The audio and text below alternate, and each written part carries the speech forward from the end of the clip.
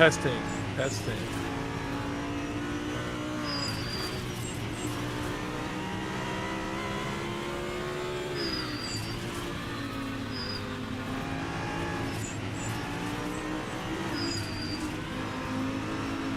Let's see if we have sound here.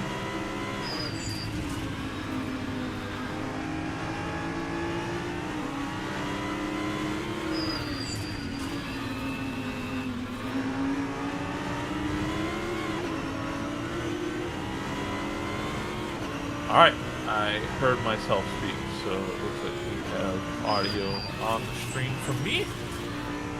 That's good, that's good. And it looks like we even have a solution for the leaderboard problem. Even if it's not the best, we will work with what's available.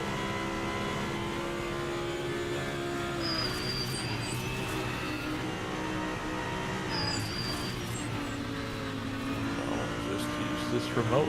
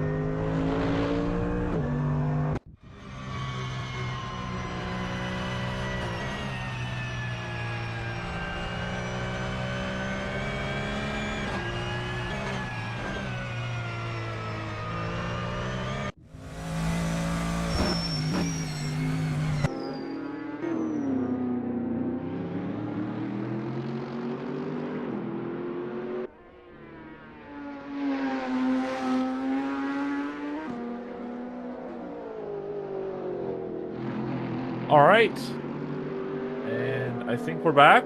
We've got a little bit of a leaderboard here. We do apologize for the inconvenience.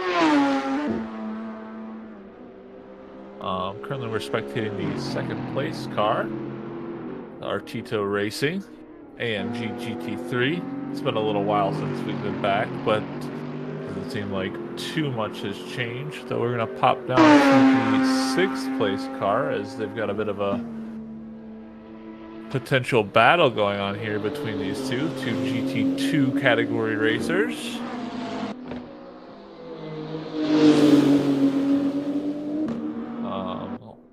We'll see if perhaps a battle is on our hands here.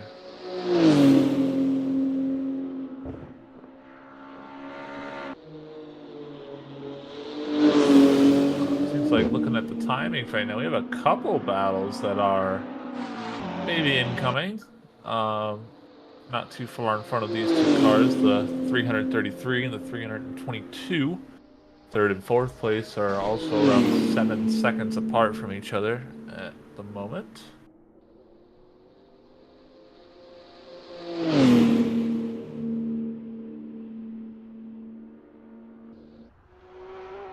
Take a look. That's going to be the Porsche 911 992 GT3R. And in front, the Watt Racing Audi R8 as it's just approaching some lap traffic.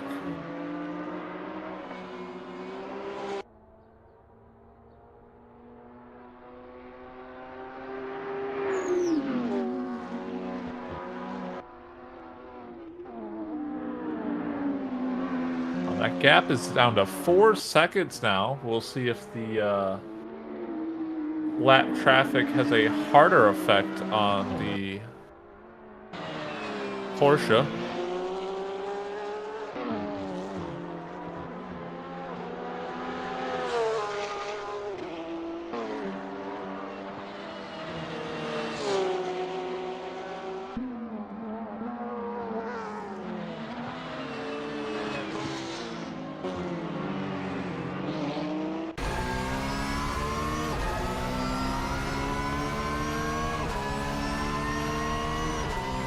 A little first-person perspective of the beautiful screen that comes with the Porsche.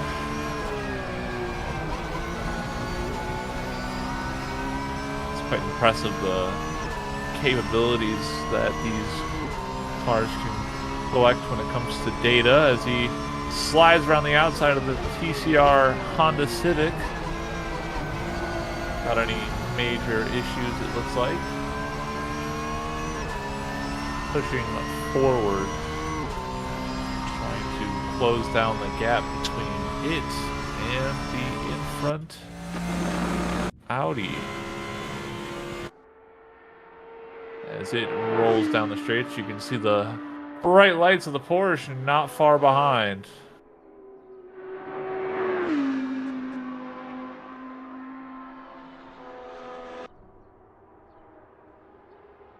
It is getting very heated right now for these drivers.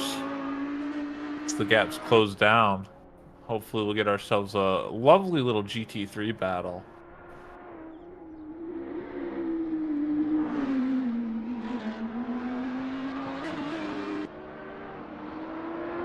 Just past the 10-hour mark. I know we had a little bit of a delay there for almost an hour, but the sun will be creeping up here soon and we'll be peeking into the morning hours, so visibility will start to no longer be a problem for the drivers soon.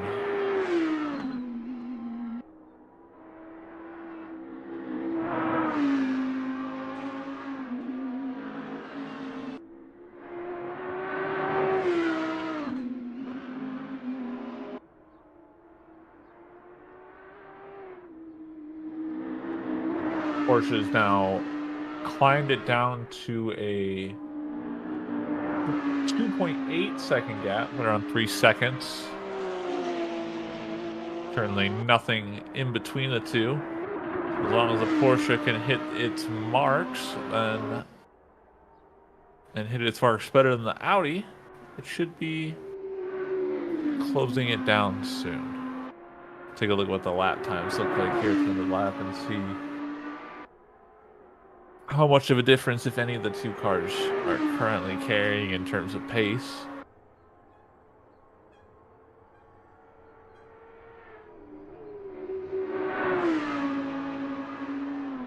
Gotta love the lights on all these cars.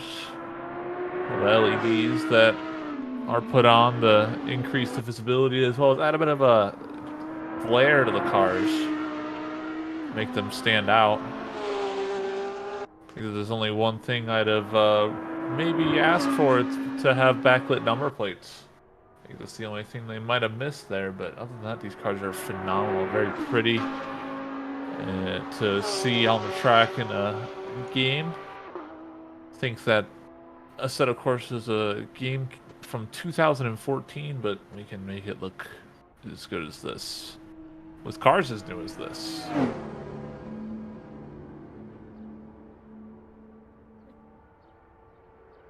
You see the straight, the Porsche is now looking mighty close to the Audi here. See, the last time we got a good look at the Porsche, it went off track and had a few problems, but they've consistently been contesting the front positions with everybody. Still, though, our leading vehicle is the SRGAW BMW M4 GT3. He's been leading for quite some time now, with a healthy gap between it and the AMG, though the AMG hit a lap time 9 seconds faster than the BMW just now in the last lap. So while there is a 2-minute gap, how much time till the 2-minute gap turns into a minute and then less with a 10-second gap in terms of overall lap times? However, as the Porsche is getting even closer to the Audi, they had to navigate around the 240i, it looks like. We have benefited the Porsche there a little bit. The gap's now down to 1.5 seconds as they're running through.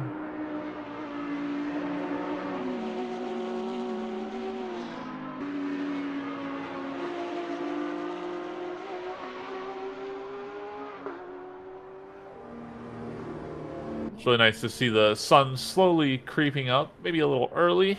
3:12 a.m. I think it'll still be a little dark, but the lights coming up definitely be kind to the eyes of the drivers for sure, as definitely need to focus and look, strain your eyes to get vision when it's dark and all you have is the headlights in front of you to see. Everything in front of that just is nearly invisible.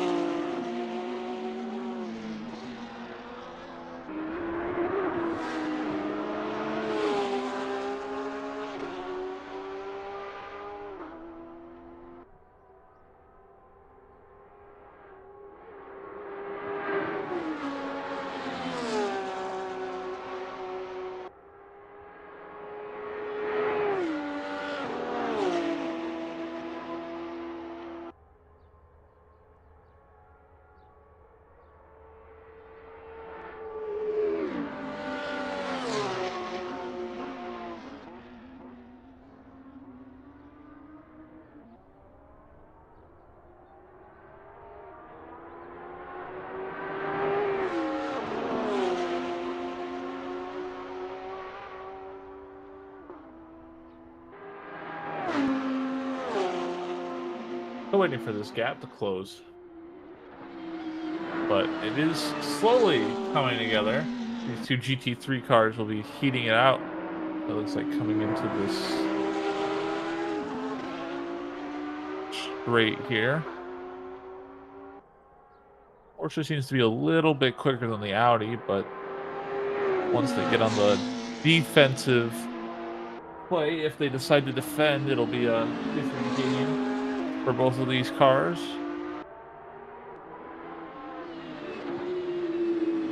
The Porsche has slowly but surely closed the gap down to now basically a car length. At this point, it's just taking the right opportunity to get side by side and closing the deal out, hopefully without any major contact between the two. As the two GT3s run through these turns.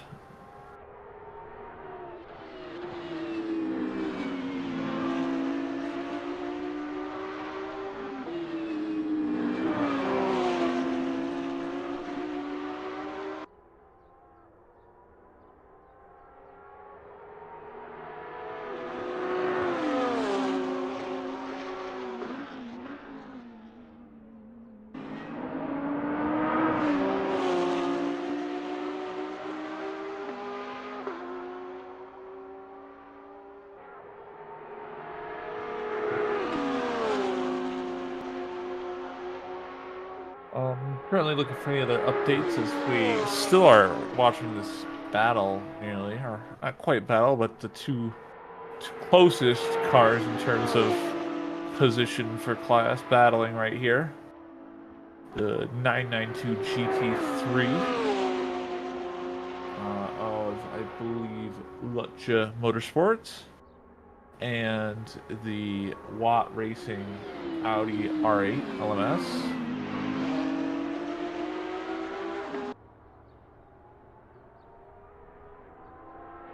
As they are contesting here. This is for third position, so a podium spot, though with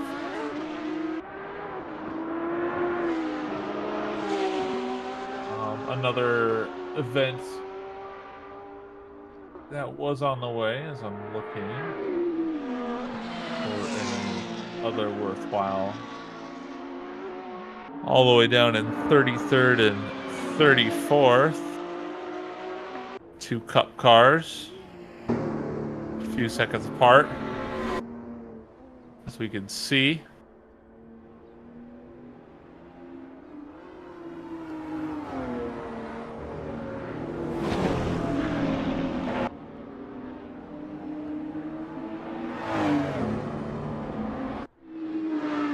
But we will focus back as still the closest cars here.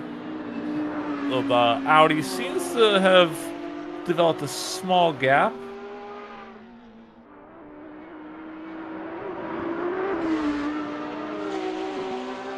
Separating in two, perhaps it's a slightly faster car in one of these sections. Take a quick look at the live timing. It seems that right now their times are awfully close.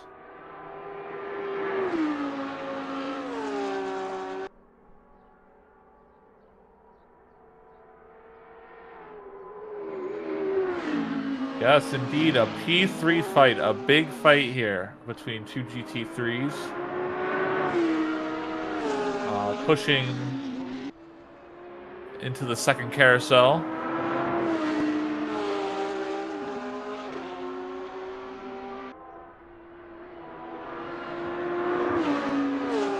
We'll see, is the Porsche close enough to get a pole here? Going to the Duttinger Ho. The Porsche, I think, is just a little bit too far away to get next to the Audi here, but it should definitely get up close here in the chicane before the Grand Prix straight.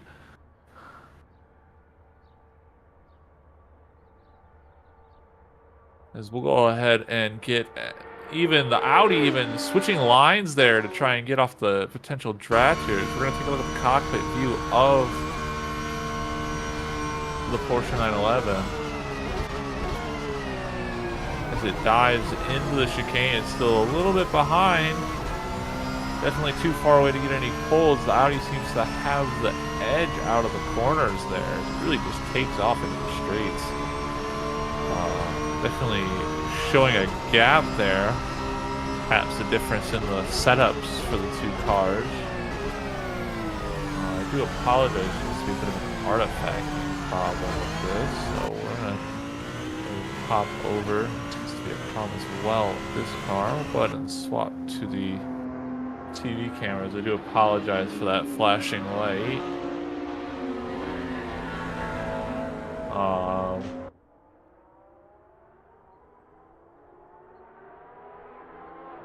We'll focus on the TV cameras as the gap is still close, separated by no more than a car length or two at this point. Holding a very competitive run here for third place. The Porsche seems to be just a little bit away. It seems to be just outside of its grasp, almost.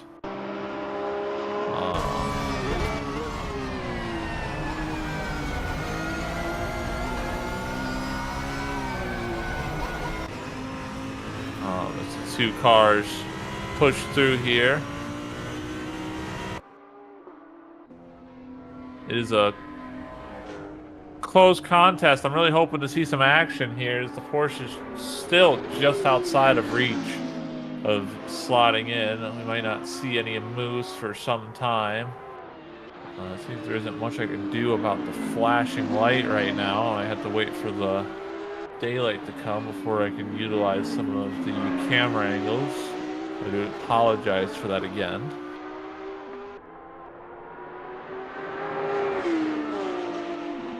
But still a very heated battle here. The Porsche is really trying its best here to keep up with the Audi. Through Bach.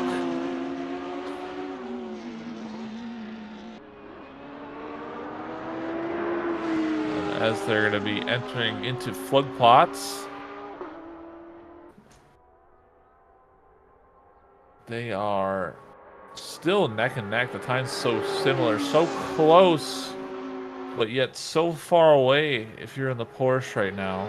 And the Porsche goes off track completely there.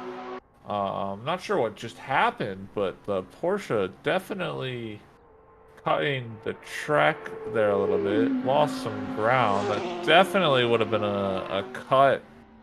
I hope that that was not something that puts them at risk for a stop and go. That would be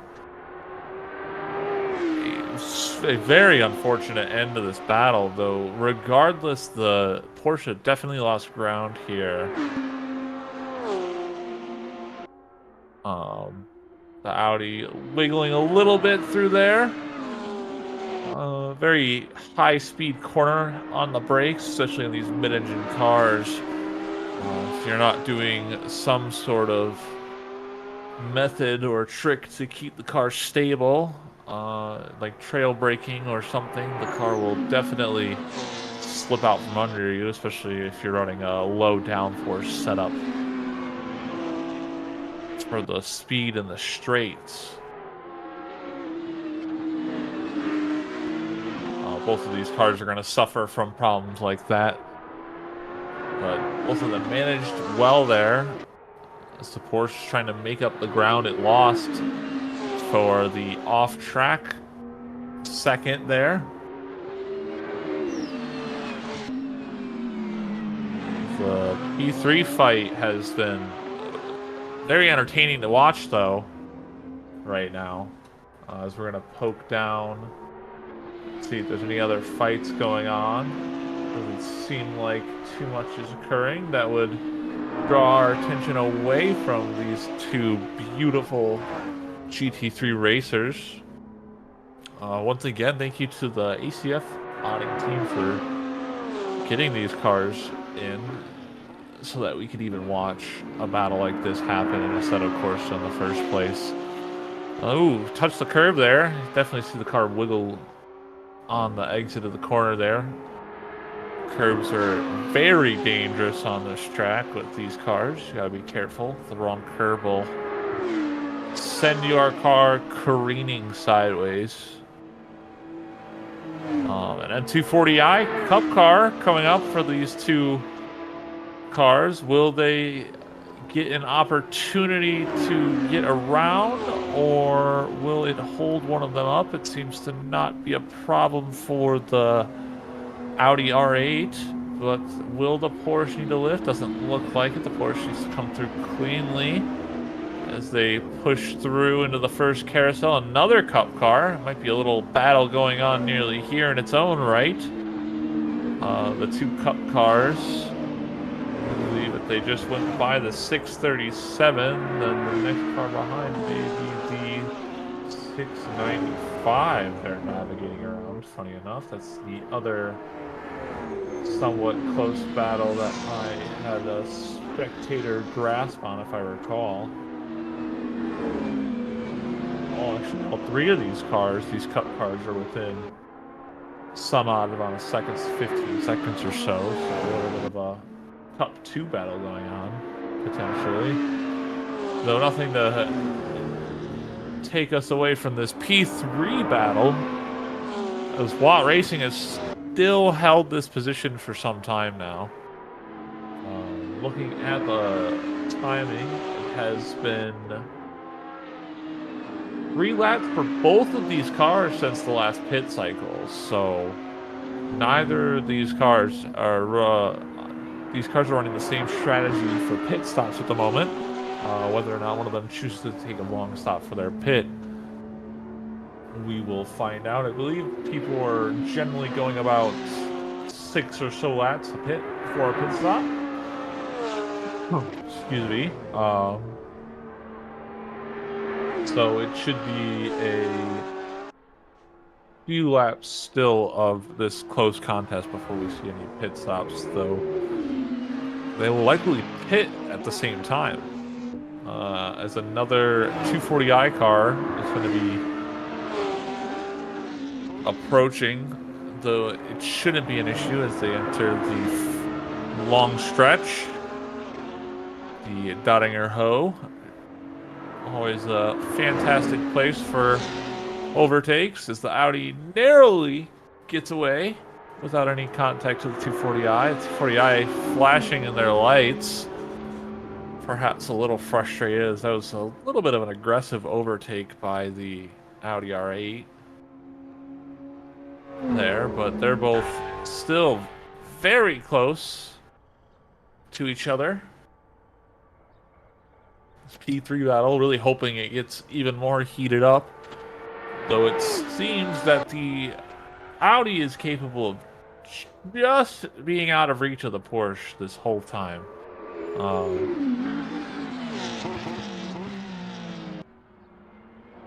We'll see if any mistakes or anything come out of the Audi or the Porsche to make any changes, or if a lap car will bunch them up. It seems that lap traffic's been very friendly to these two cars throughout the battle.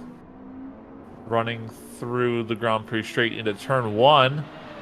The cars are now sandwiched up, but the Audi seems to have a nice advantage on corner exits between the two cars right now. Seems to definitely be a hindrance to the Porsche.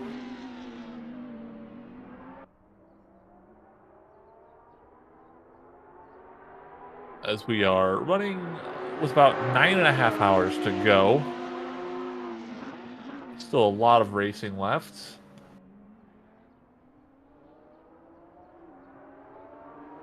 But we are still here spectating the third place battle.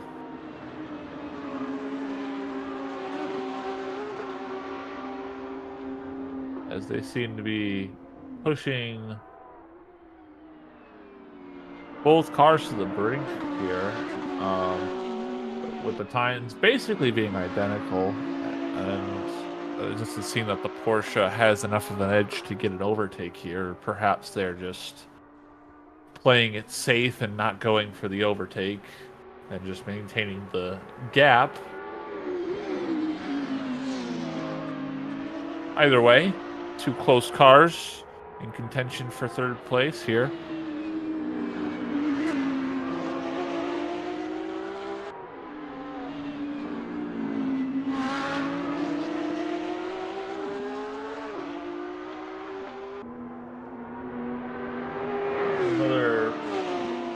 Potential battle going on here, a few seconds behind. 25th and 26th overall. Two GT4 cars contesting here. So they're a few seconds behind each other.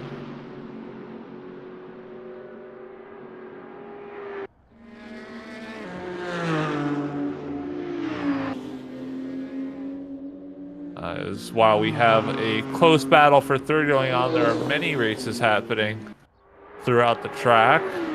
As we head back on over to the GT3 battle for third place, both in class and overall. The Watt Racing is still holding the Porsche back by an arm's length. Just stopping it from getting close enough to get a draft or get any good moves on it in the straights here. As you can see, both cars are flat out in those straightaways. Very quick with the GT3 setups, as we can see the ideas of the speeds they're averaging. Coming through a bunch of these turns, they are certainly taking the most out of the cars for top speed and tire grip.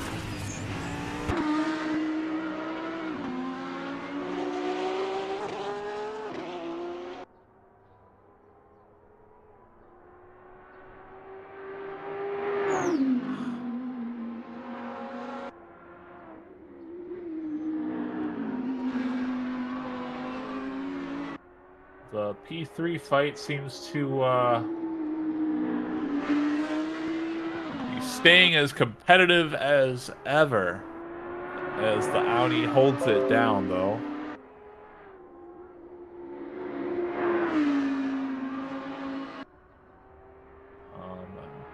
Do a quick little leader update. The leader is still SRGAW.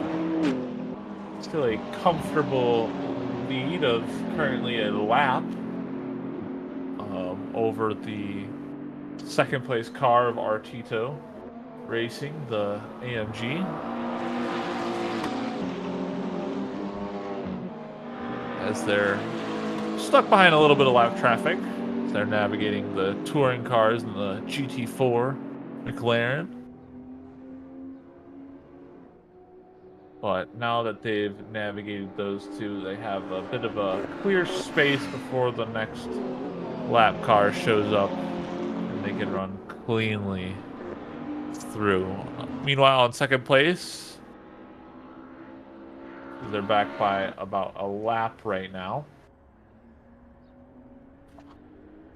Still the fastest lap by a fair margin, 8 minutes and 9 seconds, though a few cars have now broken the 8:13 threshold for best laps. They still seem to be averaging generally the fastest lap times around the circuit. As they're still running about a second faster than the leader's last lap between the two. Though they are now entering the pits as they go into pit lane. With them entering pits, I'm going to go ahead and swap back to our contesting GT3s, though it seems that the GT3 Porsche has lost some ground, and that gap has now opened up to 4 or so seconds now.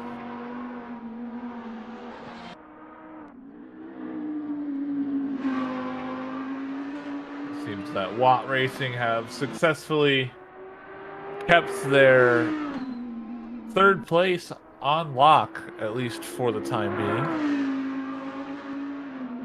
We'll be sure to keep an eye on the timing and see if the Porsche can regain some momentum and catch themselves back up to the Audi's rear bumper.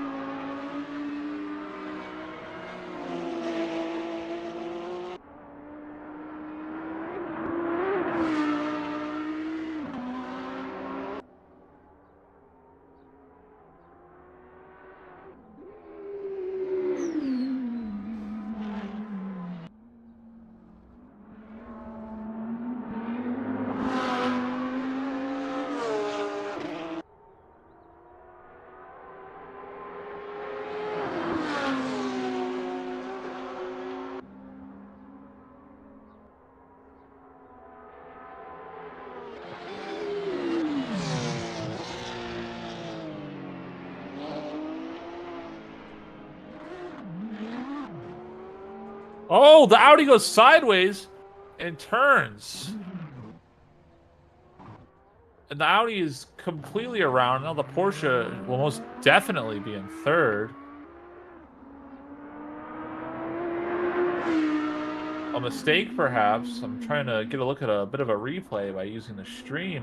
It seems the Audi just hit the curb and slammed into the wall. It was hard to tell if there was contact between the two.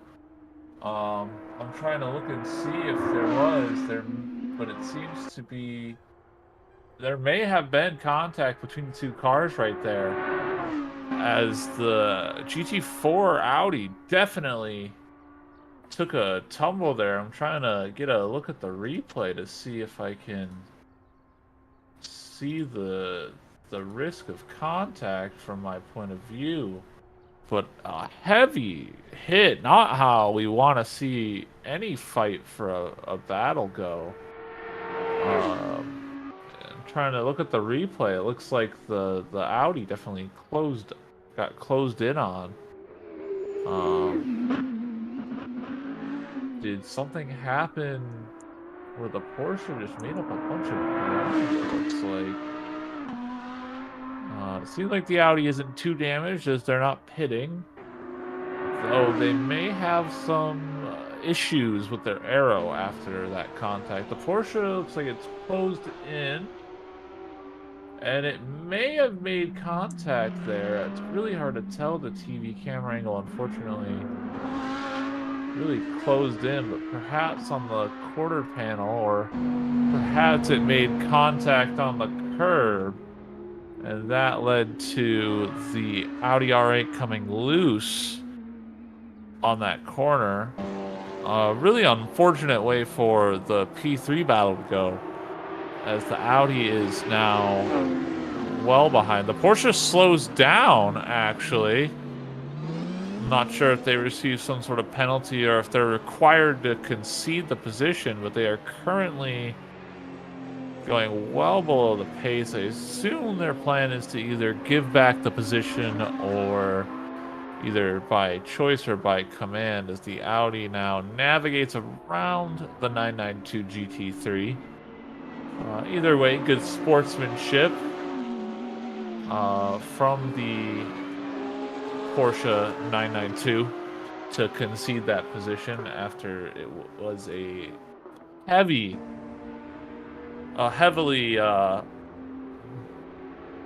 contested position there for a little while. So the Porsche, respecting the battle there, conceded the position. I'm not sure. Unfortunately, the camera angles did not provide us with the best view of the incident.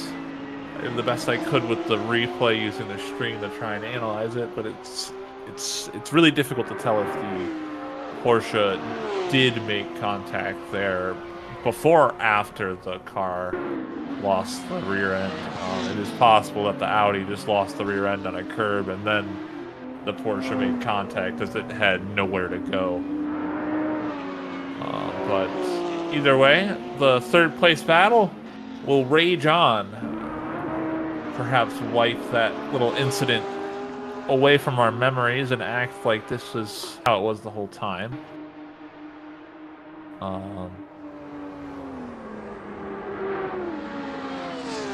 As once again, they will be approaching a 240i Cup car. A potential obstacle for either one of these two cars contesting for position. Another car that'll be on the chopping block for an overtake will be the Cayman GT4 that we just heard creep on by.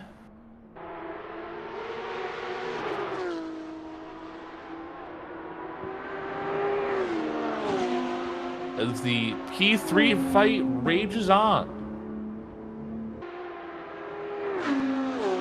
25th and 26th also seem to be in quite a contest. As well. There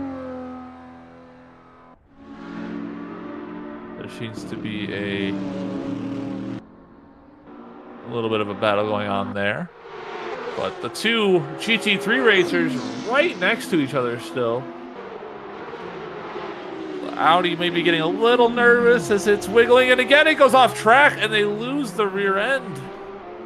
Perhaps the damage of the previous incident causing problems with the tires. Both cars were on quite a long stint already at 5 laps since the last pit. So definitely at the end of their cycles, perhaps that spin for the Watt Racing Audi just not quite what they wanted, and overheating the tires more than they already were. And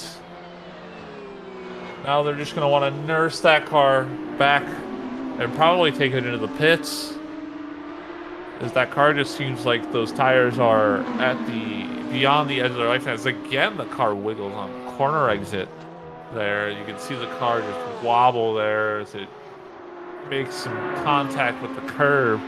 That car does not look easy to drive right now for whomever is behind the wheel.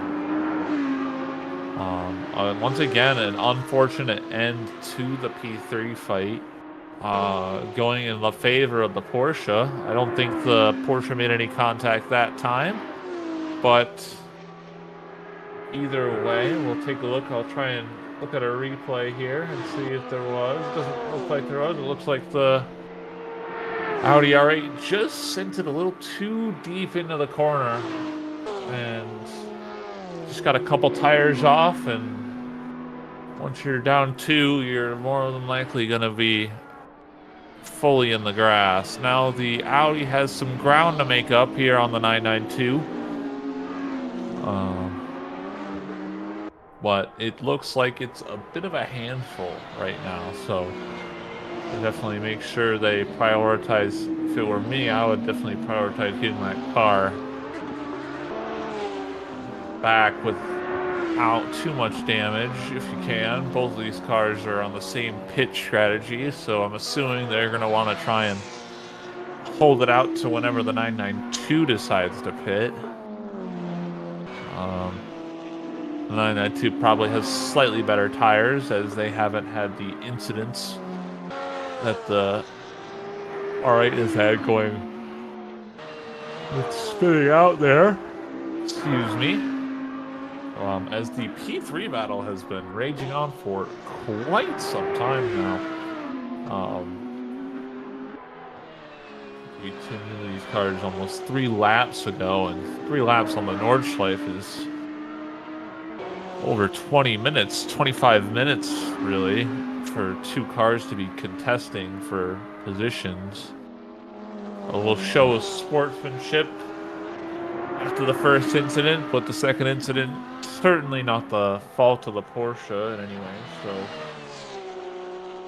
I don't think there would be any reason for him to contest, or not contest, but concede the position.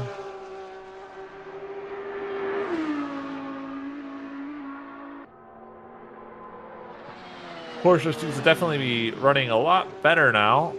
Perhaps the damage on the Audi has reached a point to where it is affecting the top speed and the handling with the aero damage. So hopefully they will be able to send it to the pits without any more incidents on the track. I think the Audi can definitely close the gap in if they, as long as the repairs don't take too long for any damage that was caused by the 2 incidents this lap.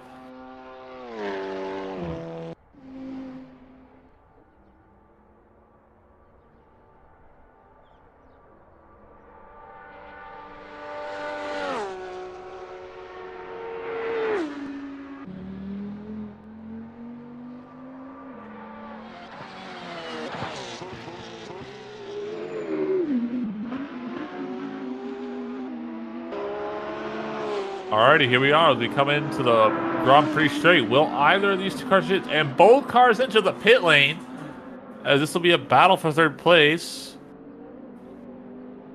Coming out of the pits, will either of these 2 employ a short stop?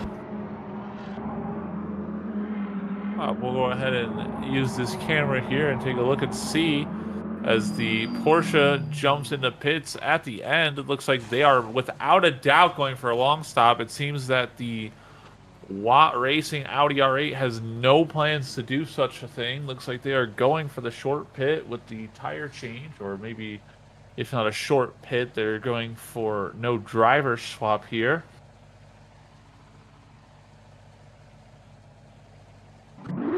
So the Audi R8 pulls out. They are not going for a long pit at all. They go for a short pit, and they are going to take off. This is the prime time for them to make up ground on the 992, as the 992 is without a doubt going for a long pit stop here. 45 seconds in pit. means that they have 2 minutes and 15 seconds to open up a gap on the Porsche.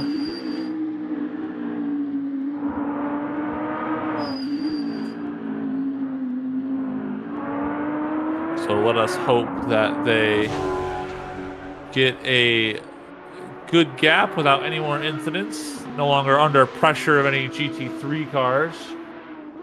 So the GT3 battle for third place will end seemingly with the Porsche slightly in front, though the Audi will maintain its third place after everything due to them not doing a driver swap and not taking a long stop there. We'll go ahead and poke around and see if we have any other battles. Looks like the GT4 battle here is getting a little close. 25th and 26th.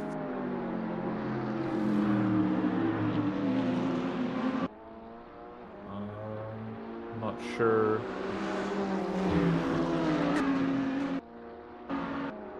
These two cars are battling here. Looks like the 444 and the 422 are currently contesting for 24th position overall. Looks like the position for the class is going to be third place in the GT4 category. So a fairly competitive battle here for this category right now.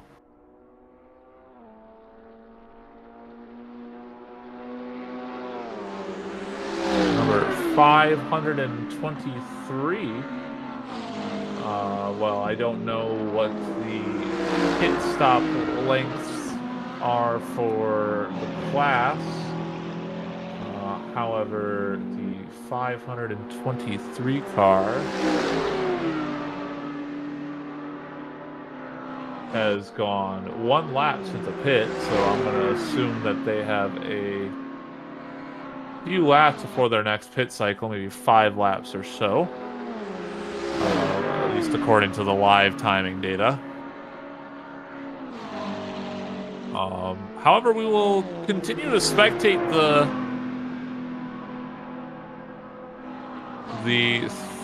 third place GT4 battle. So we get a nice spectator view of the AMG as it gets passed. Now the Audi secures the position. So we'll pop back and spectate the AMG. Will it be able to fight back at all, or is the Audi going to firmly take control of third position in GT4? That car being driven by, I believe, also Letjim Motorsport. They are fielding a car in both GT3 and GT4. As we saw, they were the Porsche 992 that was contesting for third place before their long pit stop. A lot of teams running several cars. They're also running a 240i Cup car, the 622, if they're still on track currently. So glad to see a lot of teams running a lot of cars to help fill the grid and give us a competitive environment to race with. As the sun is certainly rising as we enter the 9 hours to go mark. Seems we've covered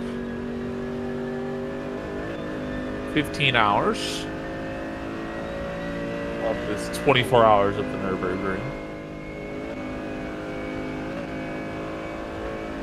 As the two GT4s are fighting, the Audi managed to pass the AMG GT4 for third place in class.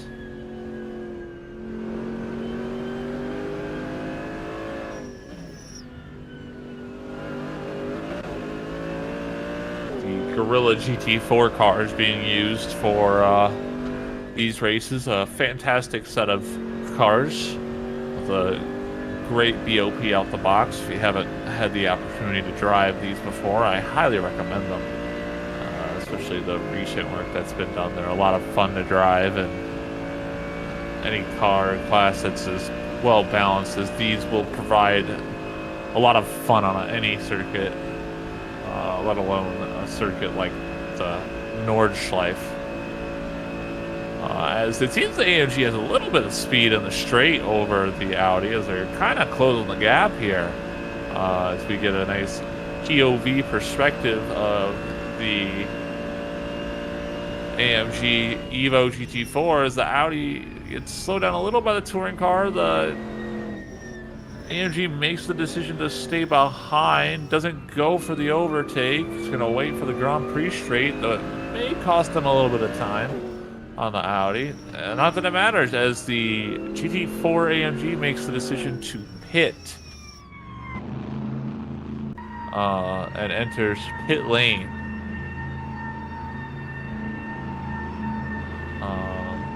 We'll go ahead and take a look at our leaders. As the BMW GT4 of SRGAW still holding a comfortable lead to the Art Racing AMG Evo, or Artito Racing AMG Evo.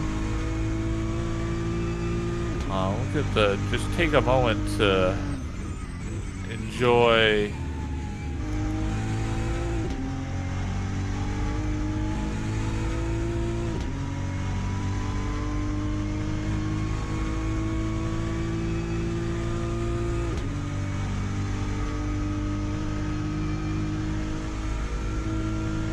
take a moment to enjoy the beauty of the interior of this M4 GT3.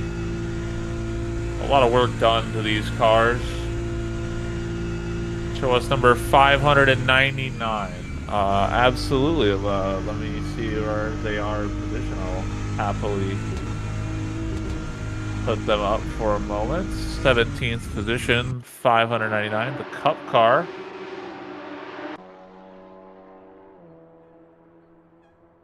18th position now, as they have been overtaken by the GT2s.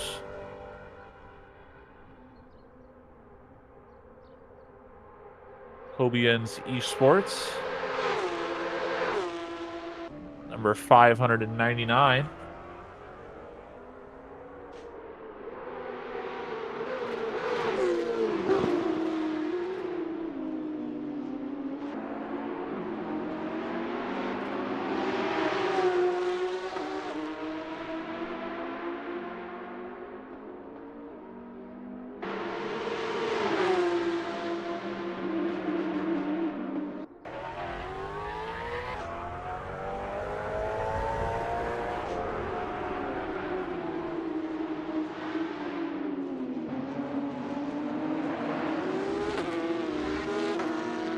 Seems they might be in a small contest. The number 333 had a drive-through penalty, it looks like. They took that, probably for those off-track incidents. That may actually be a good thing for the fourth place Porsche that made the decision to take the long stop. It's going to shorten up their gap a little bit. Though the GT3 category seems to be fairly quiet right now, as all the gaps are fairly large between most of the cars right now.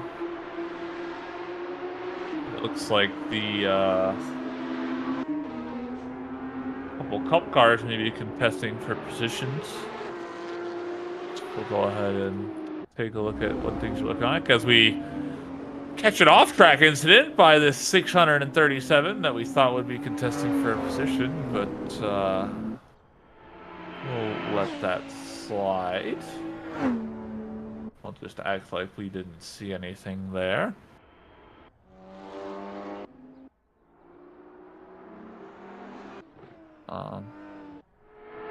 It seems the Audi still holding third place in GT4 after taking over the AMG, though the AMG did end up pitting.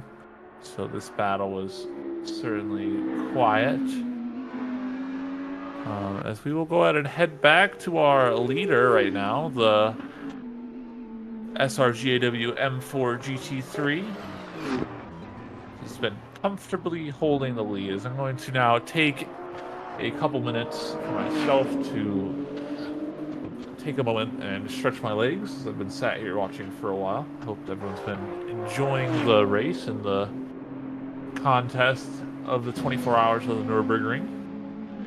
I will be back in a few minutes.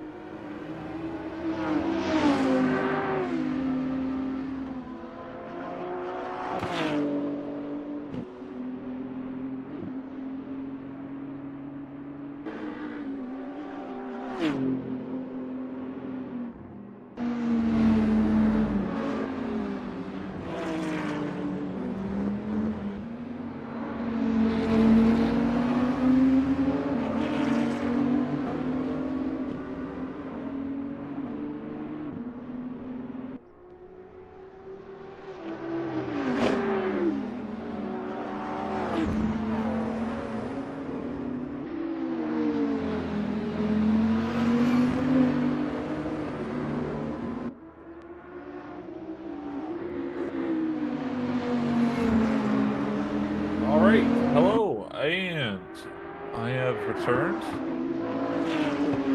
For those of you, if you are just tuning in for the first time, welcome to the AC Friends 24 Hours of the Nürburgring.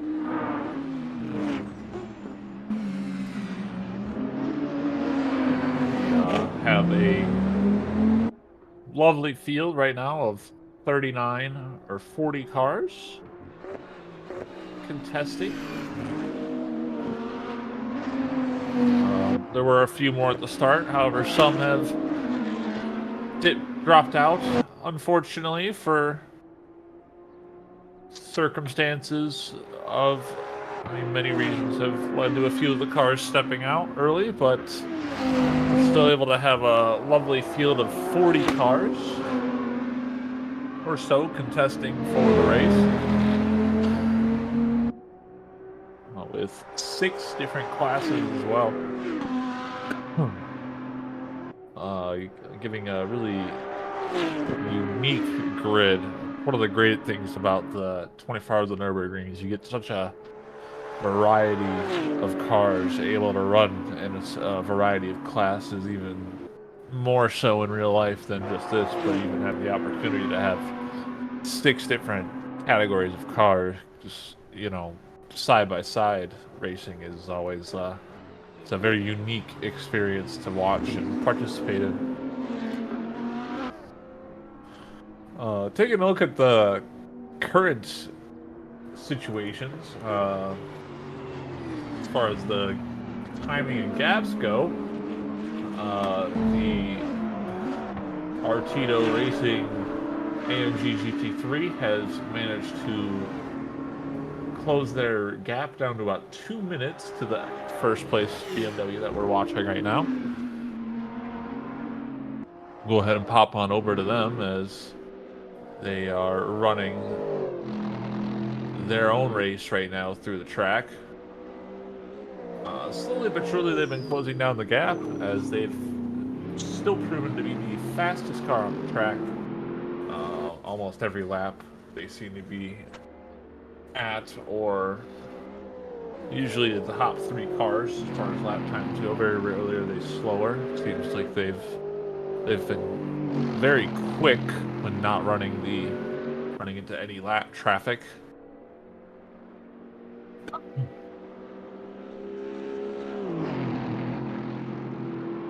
Observing the field, I'm not seeing any extensive gaps right now. Nobody seems to be contesting for any positions. If there's anybody that's interested in perhaps interviewing if you're a driver or just want to talk about your experiences, perhaps I can try to arrange that. Otherwise, in the chat, go ahead and say who you're rooting for, who you want to win, or who you're racing for if you're driving. Obviously, I'd love to see people's thoughts on how their races are going from the hot seat. I can't catch every incident that happens on track, but I do my best to see what's going on. So if you've had any incidents or anything that's worth noting, feel free to post your events and your opinions in the chat. It'll give me something to talk about.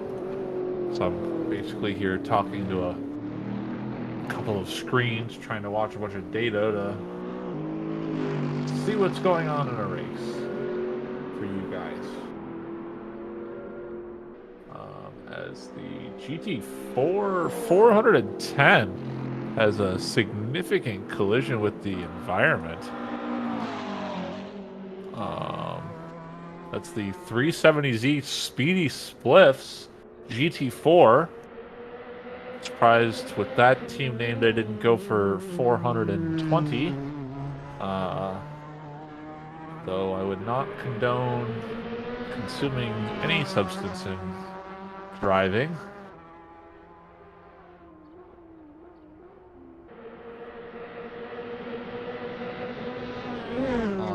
Though the 370Z is a cool car to have in a GT4 category. I suppose if they ever did, I think they would consider doing it with the 400Z now. That would be a cool car to see in GT4, GT3 racing as well. I think that's an option for the future.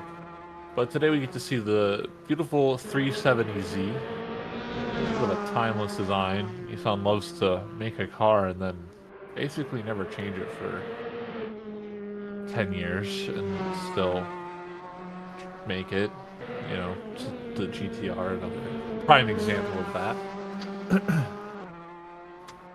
One of the GT3 cars not, I believe, in the grid this year is the GTR. Not that there isn't a variety, but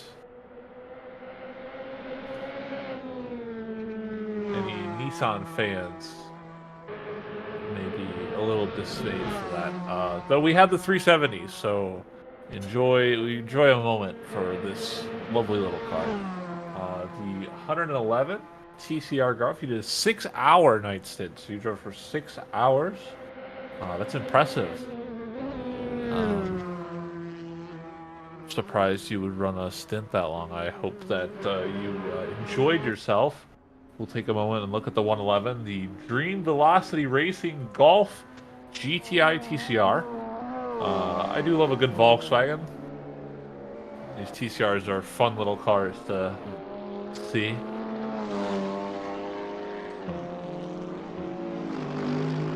As I assume your teammate will now be running his stint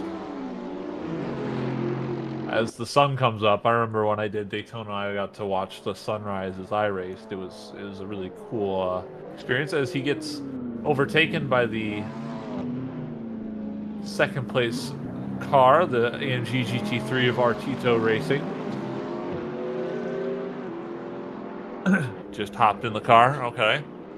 Well, don't tell him he's on stream so he doesn't make any mistakes. Hopefully he warms his tires up nice and well. But we'll watch him for a second. You see the big Fanatec logo on the side of the car.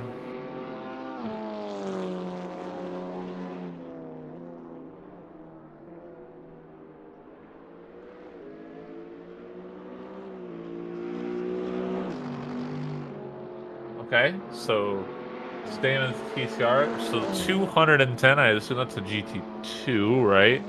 You as well doing a 6-hour night stint. Ah, the GT2 911. Okay.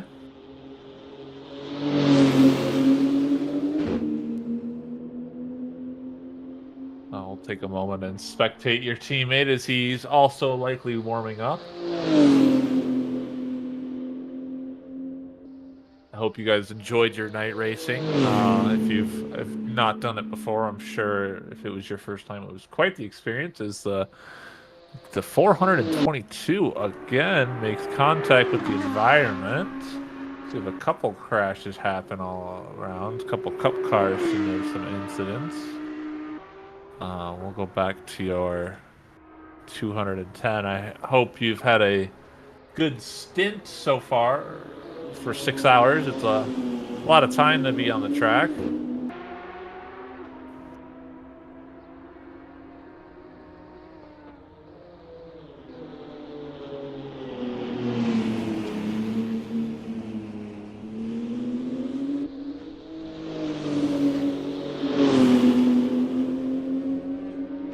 The current driver seat has fallen off his rig, so he's pitting in. Well, I mean, you may not have mechanical failures of the car in a Assetto, but the mechanical failures of the rig are basically the same thing if it happens, right? They don't happen a lot, but they can happen. Hopefully that can be sorted without too much of a problem.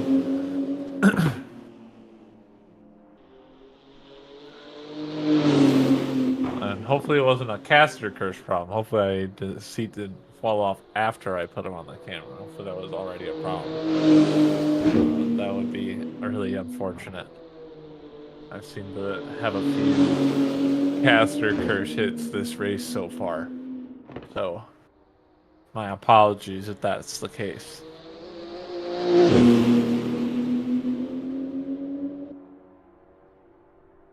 A huge crash! Oh my gosh, 100 kilometers. The 569, is that a...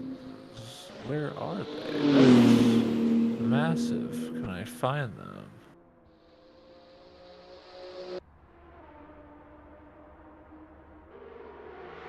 Seems like they're okay. Perhaps a different reason that showed up on my live timing. Doesn't look like there's any damage on the front of the car. It's significant, but...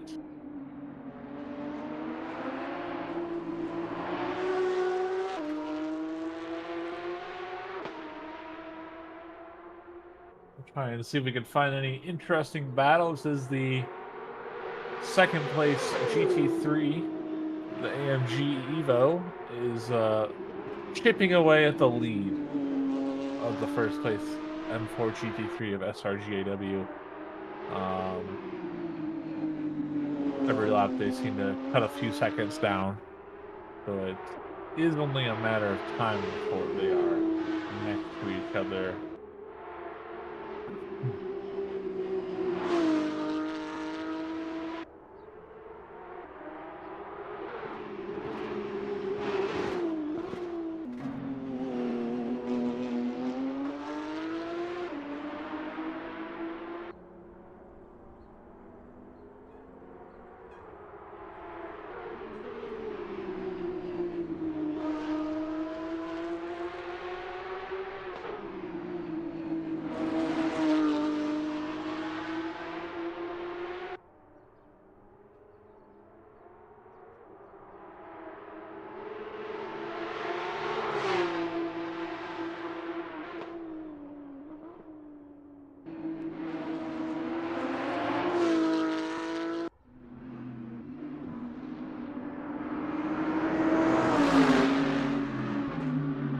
Looking at a battle now, so I finally caught something in the data.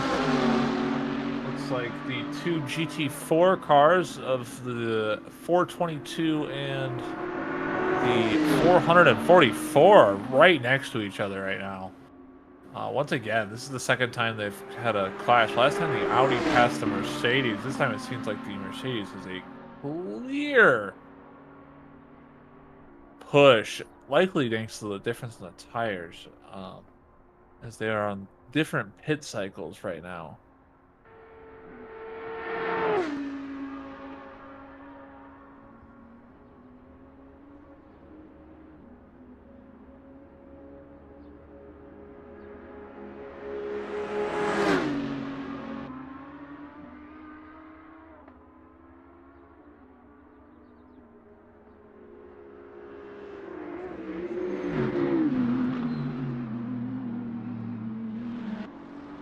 As the GT4 Mercedes cleanly overtakes the Audi.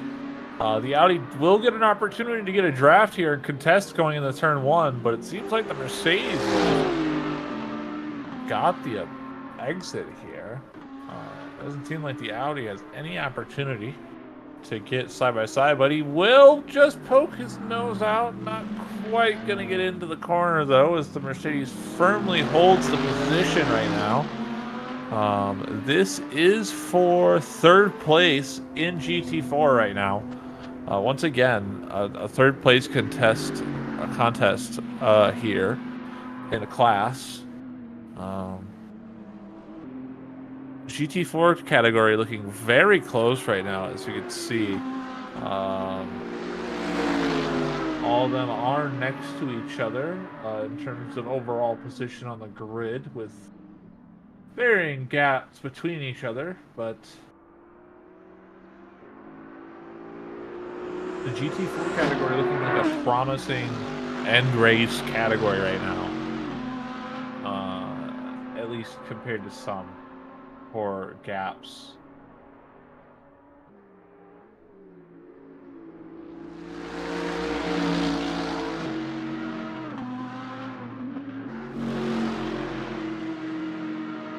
The AMG seems to be pulling away, though, from the Audi, firmly holding on to that third place. Definitely a clean overtake by the 444.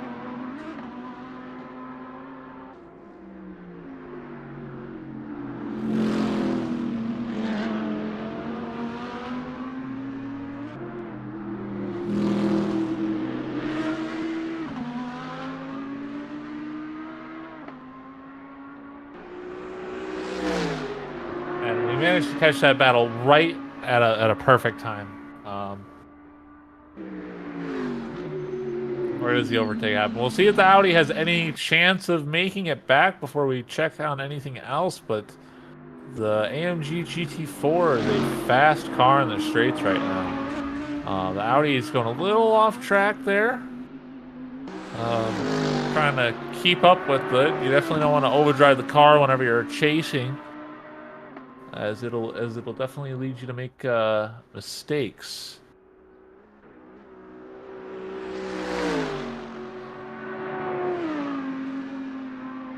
See if the Audi has any other tricks up its sleeve, but it seems like the Mercedes is pulling away.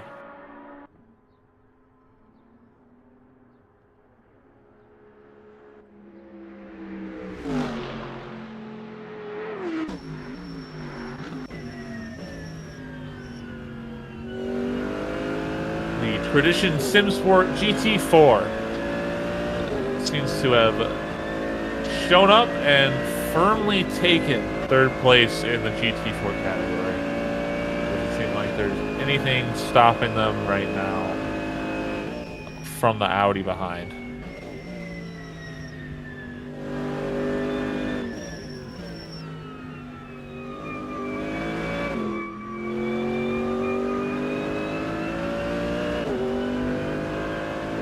We will take a look as we enjoy the cockpit of the GT4 Mercedes. See if we find any other interesting battles around the track, but it seems like right now all is quiet after the little battle we got here. The gap between first and second for GT3 slowly narrowing down as it is now just shy of a minute and 55 seconds between the two cars.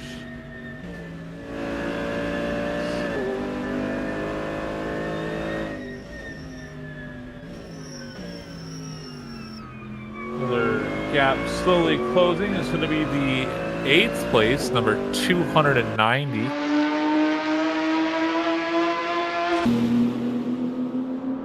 The Lotus Exceeds GT2, if I recall, from Sim Racing United, is slowly closing in on the 210 that we were talking about earlier. It's one of the previous drivers on. There seems to be a bit of a gap closing on these two cars.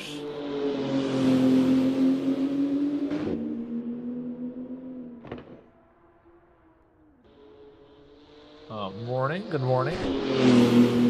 It is indeed morning for at least those of you in Europe. It's still technically PM hours for myself in America, but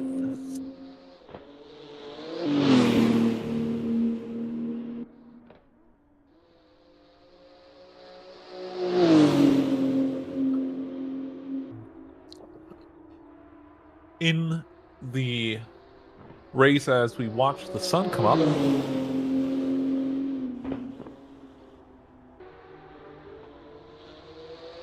get the nice colors of the sunrise as it hits the grass of the Nordschleife, aptly named the Green Hell.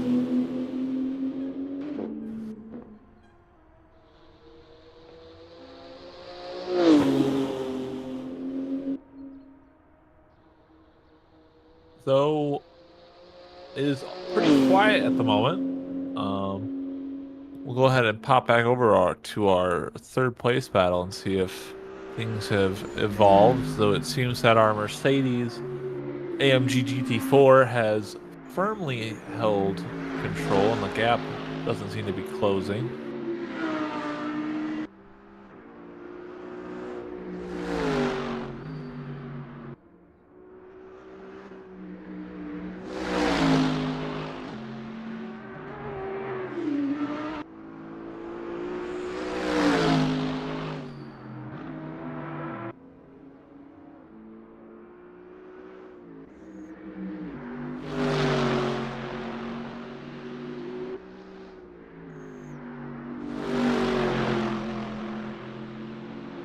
For anybody wondering, we have completed 107 laps for the leading cars.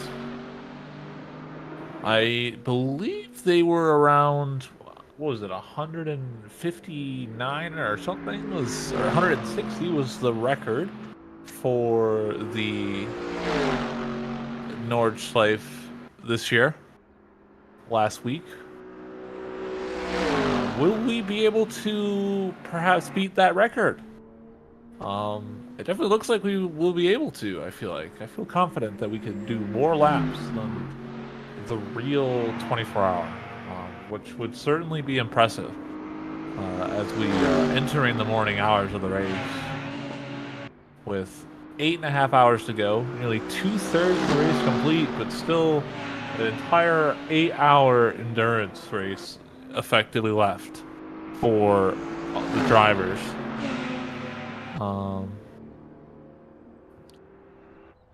As the leader just completed their 107th lap and has entered their 108th. They overtake the GT4 McLaren, the SR GAW BMW M4 GT3. It's been leading for certainly at least the last 3 hours, with a nice comfortable lead that's been slowly been eaten away by the slightly faster Artito Racing AMG GT3. They were the fastest in qualifying, and they've been the fastest in the race consistently. I also think they have one of the nice car designs. As we take a look at them, also overtaking a GT4, this time the Supra.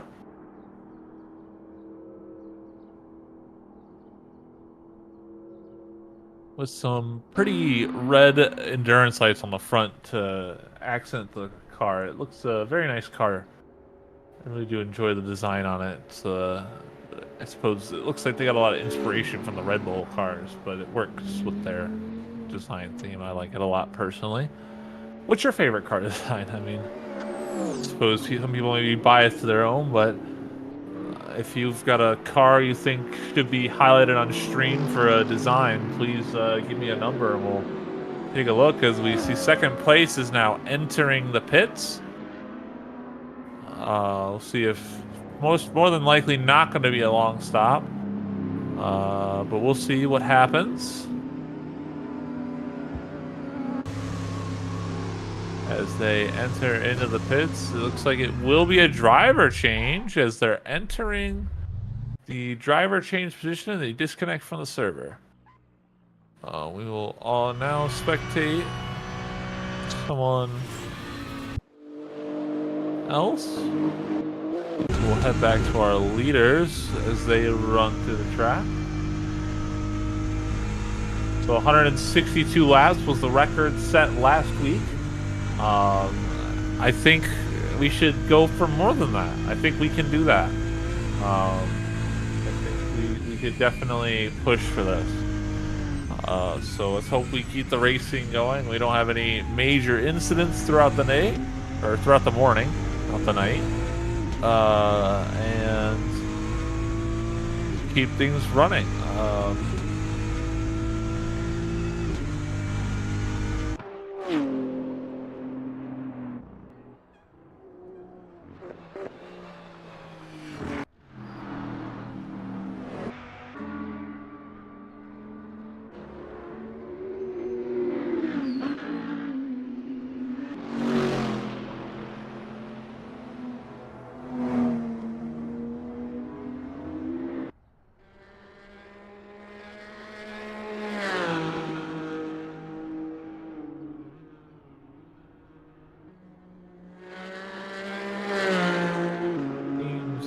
Something may have happened to a GT4?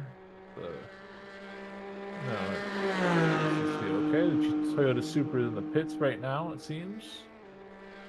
Looking at the leading car in the GT4 category. The Pirate Racing #1 car, number 491. Porsche Cayman GT4.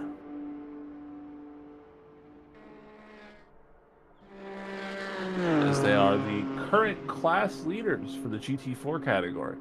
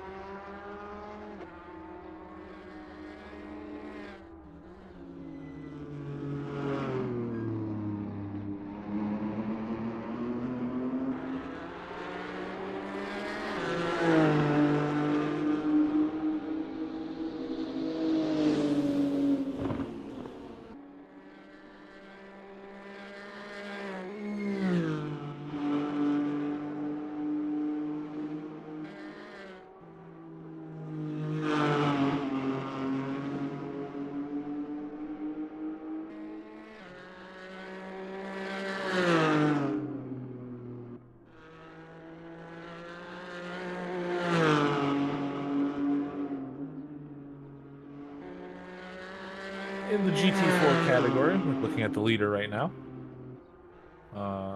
The Porsche Cayman GT4 Club Sport. The fastest lap time in a GT4 car seems to be the current second place in category, which is the Toyota Supra, the SRGAW Toyota Supra, also a team fielding multiple classes and multiple cars in the categories, it would seem. Second place, but they seem to hold the fastest lap time in the category with an 8-minute 48.99. Though they have a bit of a mountain to climb as far as the gap goes between the leader and the class, though they are on different pit strategies. So as we push into the late hours of the race, we'll have to see what the gaps look like that in order to really decide who's the winner here, or the leading car in the category for at least first and second in GT4. Moving on to the GT2 category, the leading car is still the 210 Porsche. We had one of the drivers talking in the chat earlier who's running their night stint. They've been holding the lead here for a little while now.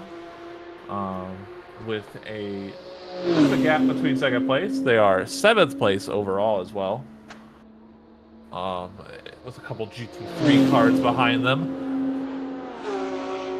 But more importantly for them, they've got about a 55-second gap to the car behind them. So they're comfortably safe as far as pressure from the class goes. They are also, at least for the moment, running a little bit better. Though lap traffic may be a more important factor.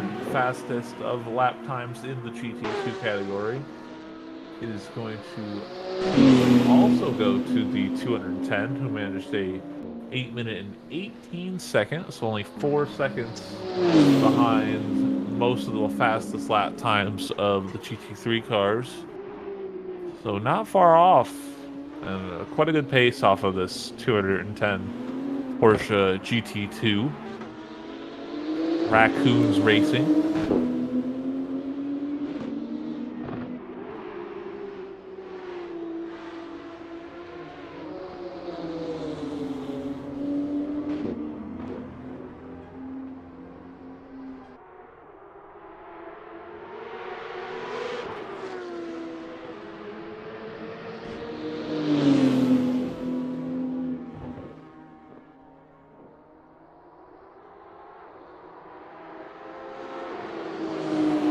Moving on, we'll go ahead and find the leader for the Cup 1 cars. Not far behind are GT2 leaders. The 577 in 9th place overall. The Kramer Esports car. Of course, every car in Cup 1 being the Porsche. Whoa! A little loose on the curb. Every car in Cup 1 being a 911 GT3 Cup car. Another fantastic mod by United Racing.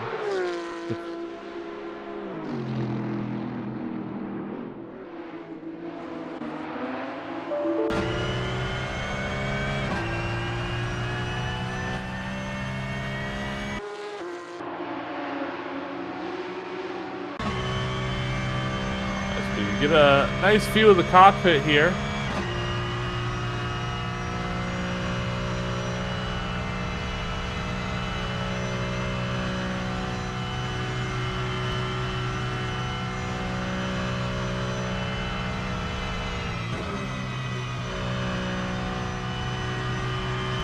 Cup car class is always providing a fun bout of racing, being the same cars.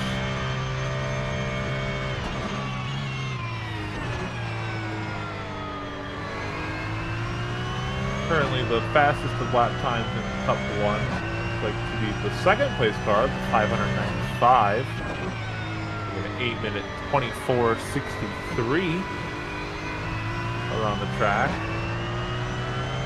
They are currently about 50 seconds behind the leading car that we're looking at right now.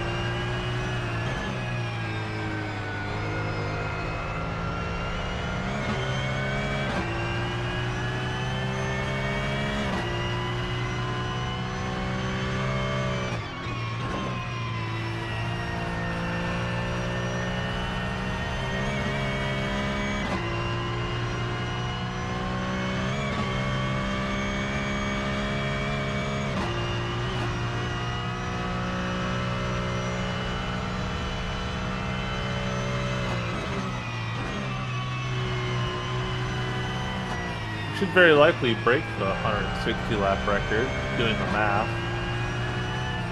They give a little bit of extra room, but even with that room, it should be possible as we still expect the leader of the Cup 1 cars.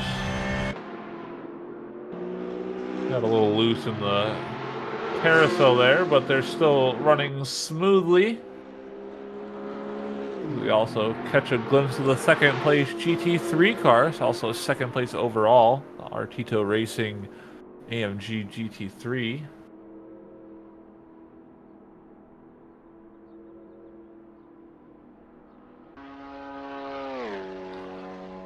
Moving on, we'll take a look at the next category's leader.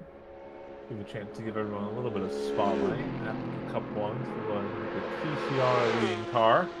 We've already had a look at the GT4s. It looks like it's going to be, from my view, the 160 in 27th place overall. First place of TCR, Simrace Latvia Racing Team.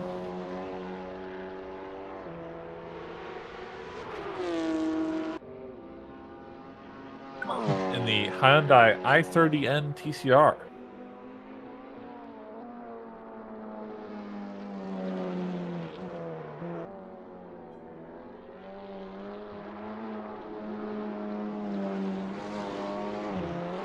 Hyundai, how do you say this car's name?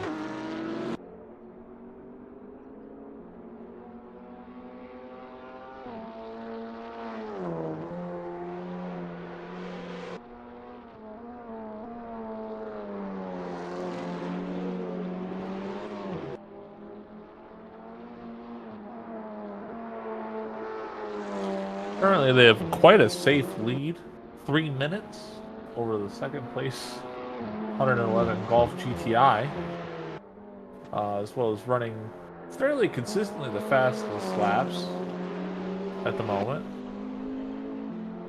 Doesn't look like there's anybody in TCR running faster than them most of the time. They have the fastest lap in class at 8 minutes and 58 seconds.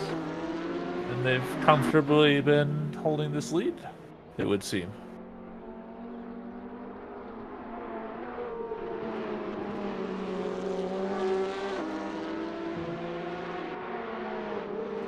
As a Porsche Cup car sneaks around them, it looks like it is the 599 coming around.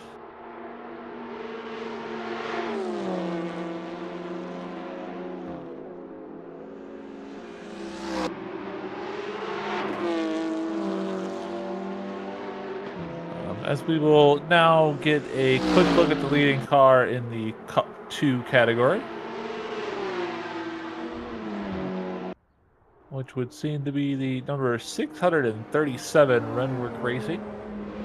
The Cup 2 category is comprised of the M240i Cup car,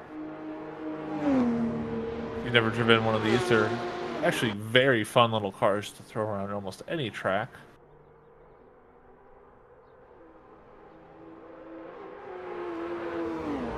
So you get a nice look at the leading car in the category. Though certainly not showing the fastest lap times in the category. The fastest car is the second place car behind them, doing a 9-minute and 6-second lap, but the lap times overall seem to be pretty similar on track right now. And they're also holding a comfortable gap of 2.5 minutes to the car behind in second place, which would be the slow racing number 2 car, the number 618.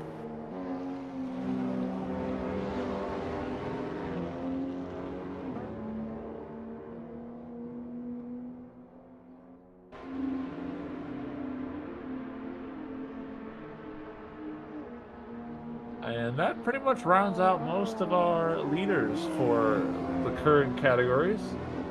We look around, trying to find any worthwhile categories or position contests right now, but the grid seems fairly calm at the moment.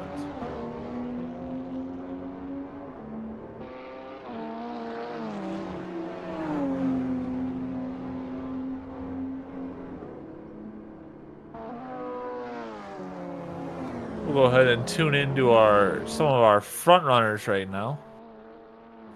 So we'll go ahead and hop back in and take a look and see how things are going for the leading car.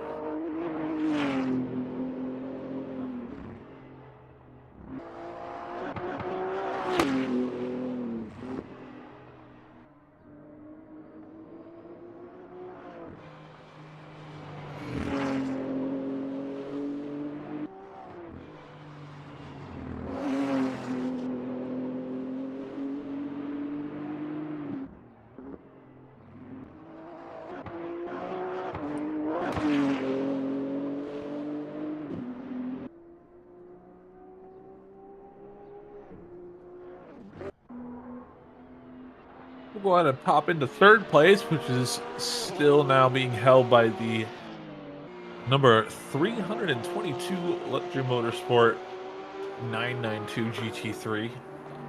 Gorgeous car on the track. Unfortunately, they were plagued with tire issues last week in the real 24 hours. Fortunately, not something that has been a problem for any of our cars here in Assetto Corsa. We've been able to enjoy their beauty and speed without any mechanical issues whatsoever. The gap between P1 and P2 is decreasing. The number 344 is by far the fastest car on the track. They're generally about 3 or 4 seconds faster than the first place car. So as the race has been going on, with the exception of pitting and whatnot, they are a little bit off on pit strategy. Like they're like a lap off. But overall, the second place car is the fastest car on the track, so they've been closing that gap over the time.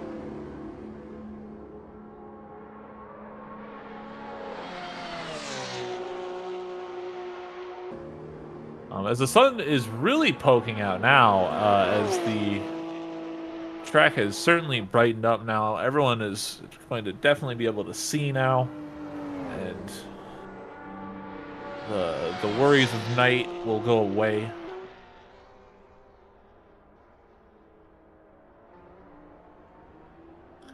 Everyone can probably breathe a slight sigh of relief knowing that the night hours have finally closed out.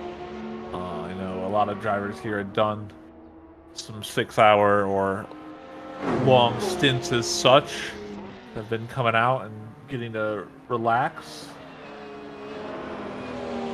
And hopefully you get to relax and enjoy a stream for a little while.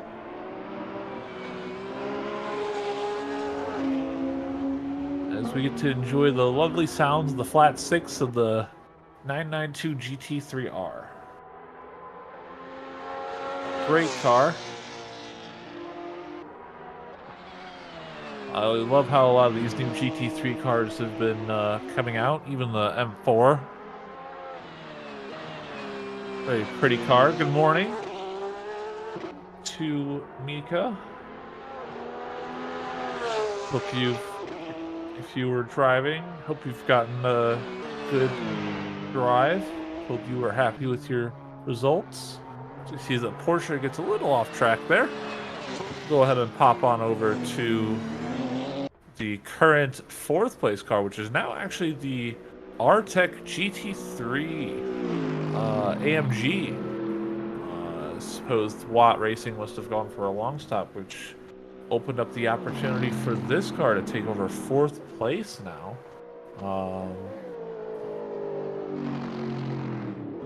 Small change is currently the Watt Racing Audi is 12 seconds behind, so we will be definitely keeping an eye as we're going to go ahead and pop on over to the Audi. The lap times, we will keep an eye on. We'll see if this indicates a potential position fight on our hands here soon. I believe these two cars are currently the closest cars in class as far as gap goes. So we will keep a close eye on this as the current gap seems to be not increasing, but I wouldn't say it was decreasing either at the moment. I think as the tires get better on the Watt Racing Audi, they should definitely close the gap, as the GT3 R-Tech Evo is 4 laps into its cycle, so they'll probably be pitting in the next lap or so.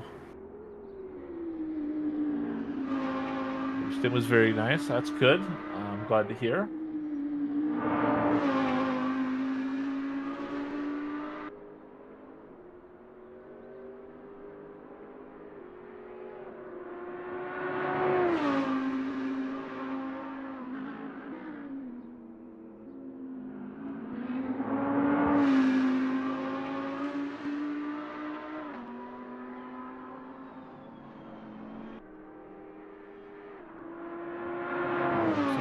Discord chat, and someone only has done 6 out of 15 long stops this late in the race. That's definitely going to be a gamble, taking that few this late in the race.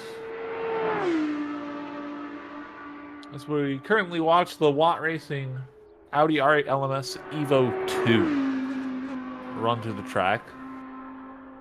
The final year for Audi, if you aren't already aware, as far as their GT3 program goes,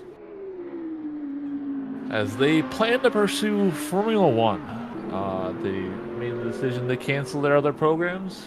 I think that's a tragedy, as the R8 is a very pretty car and a wonderful car to see around the track.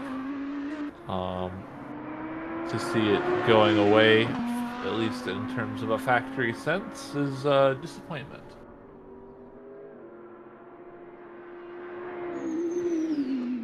Vin Zilgans is now driving the 372. We'll go ahead and say hello to him. So we have a leader driver swap.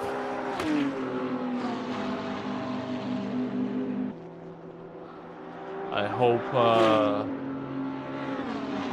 hope you guys have been enjoying your comfortable lead as you've been holding it down this whole time. Looks like the GT2 222 gets a drive-through penalty for cutting. They are 16th place overall. Looks like they are, I want to say, 4th or so on the class grid.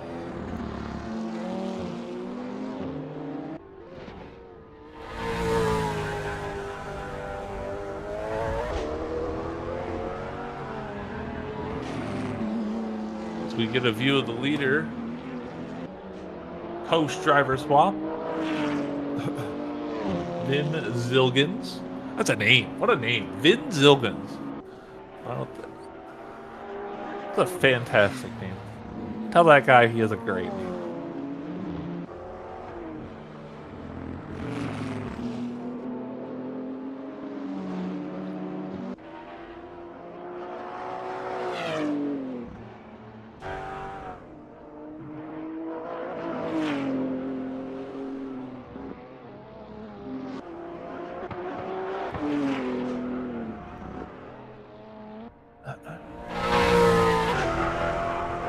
We hear the screaming engine of whatever that GT2 car. I think that's the Bravum or something. That is absolutely screaming in our ears over there as we catching up to it with the BMW that's leading the race overall. Being driven by Vin Zilgans.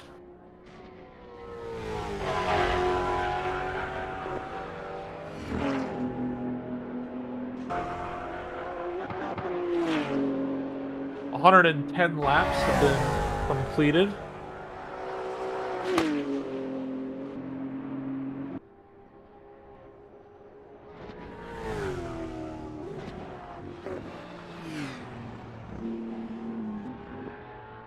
As we push through, nearly entering the 8 hours to go mark.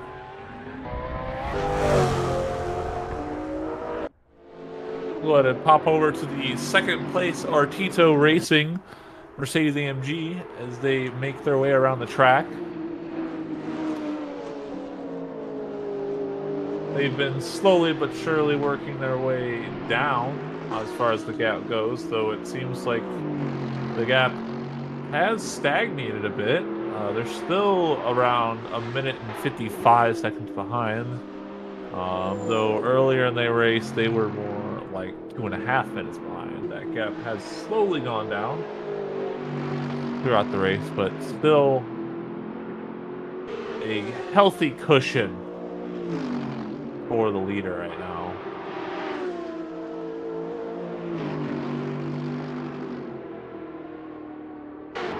Looking down the field, doesn't seem like there's any major battles at the moment. The gap between 4th and 5th has also mostly maintained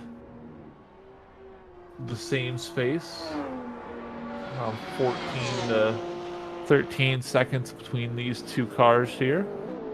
Though they have flipped as the GT4 had to pit, or sorry, the GT4, the AMG GT3 had to pit in their cycle.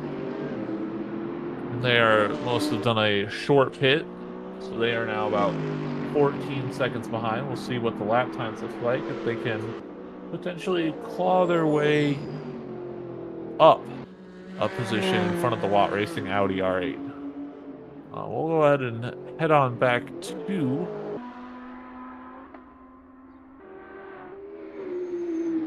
I apologize, they haven't swapped yet. R8 is still working its way. The gap hasn't changed even with the pits, which is surprising. We'll see what the 4th place car should be pitting this lap, more than likely. So you see the front end really pick up there in that straight through plug plots. Low arrow will definitely,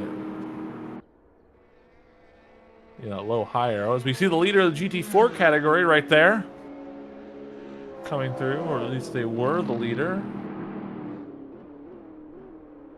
I believe they are no longer. No, they are still the leader of GT4. Working their way through.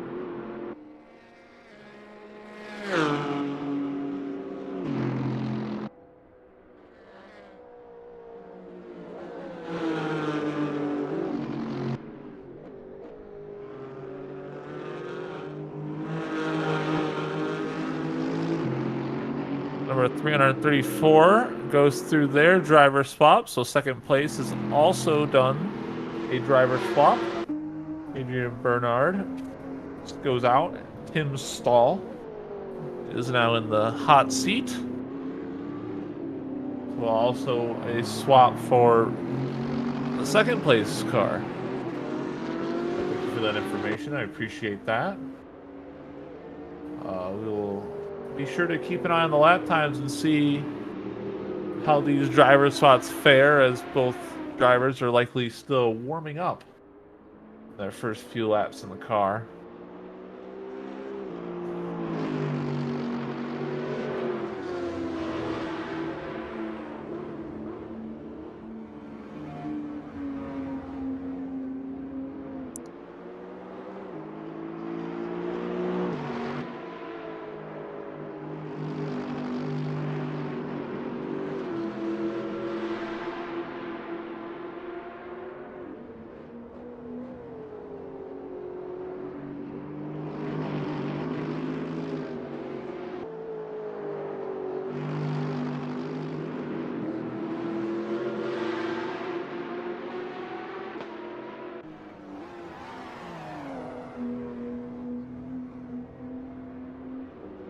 4:52 a.m. right now in the server. Likely for a lot of the drivers, if I were to make any wild guesses as far as time zones go. As the sun rises over the Nordschleife. Certainly say I think it's one of the prettiest tracks to drive around.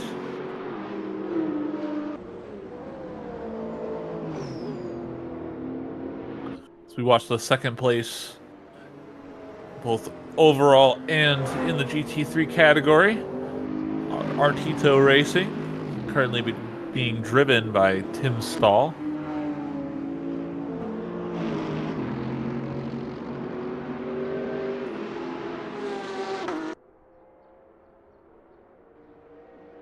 So you see a bit of contact, it seems, happening. The Artec GT3 may have had a few bumps, but they seem to be doing okay. Go ahead and take a look at Lutjo Motorsports 992 GT3R, third place overall, as well as in the GT3 category, as they run through their own little race right now, comfortably in the third position.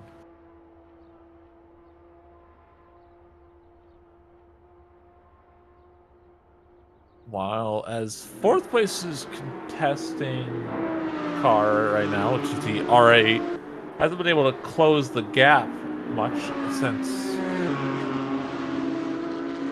they're pitting, but they should be getting a position back here in this lap. It seems that 5 or so laps is about the edge of most of these GT3 cars as far as the stint length goes for fuel. Or maybe tires, I'm actually not sure, but I would assume that fourth place is going to be entering the pits this lap, as they're entering the final carousel.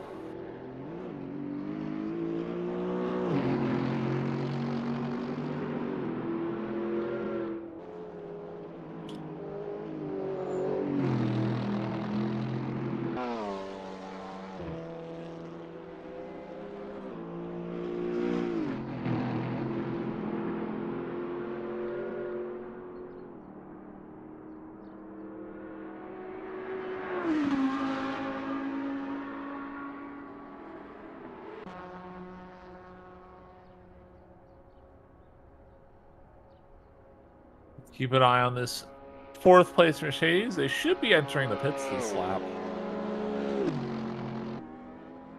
We'll see if they're going to be doing a long pit stop or a driver change or anything of the sort.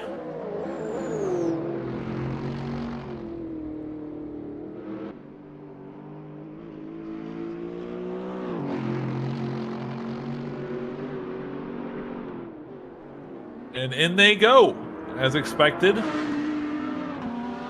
As note, the 380 gives a drive-through penalty for speeding as they enter the pits. Pit lane entry is critical, and that's going to be a heavy hit for them.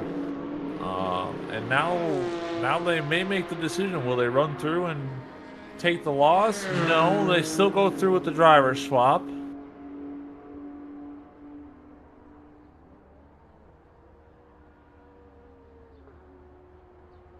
Which means they will still have to go back into the pits.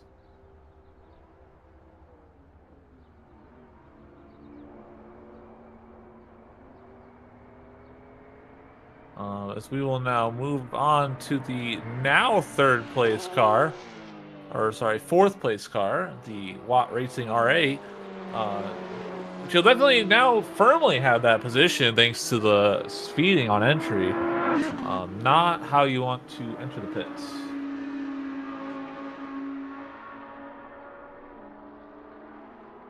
As we spectate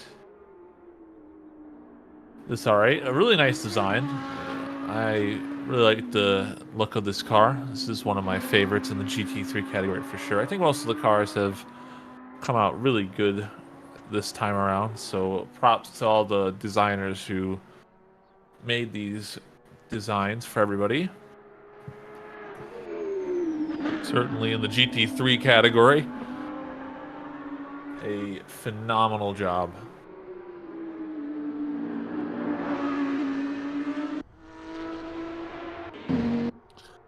As we take a little look at a possible battle here between the Cup 1 cars, actually, the Cup 1 class, this could be for first place. The current gap is still a little bit, at least according to live time, 45 seconds.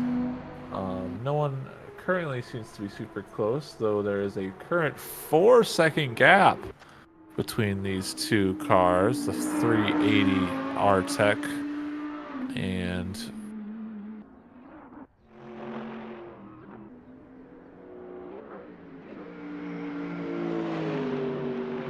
whatnot, though I don't think that's the case. I think the live timing is just a little messy for me right now, as they should be doing a driver swap currently.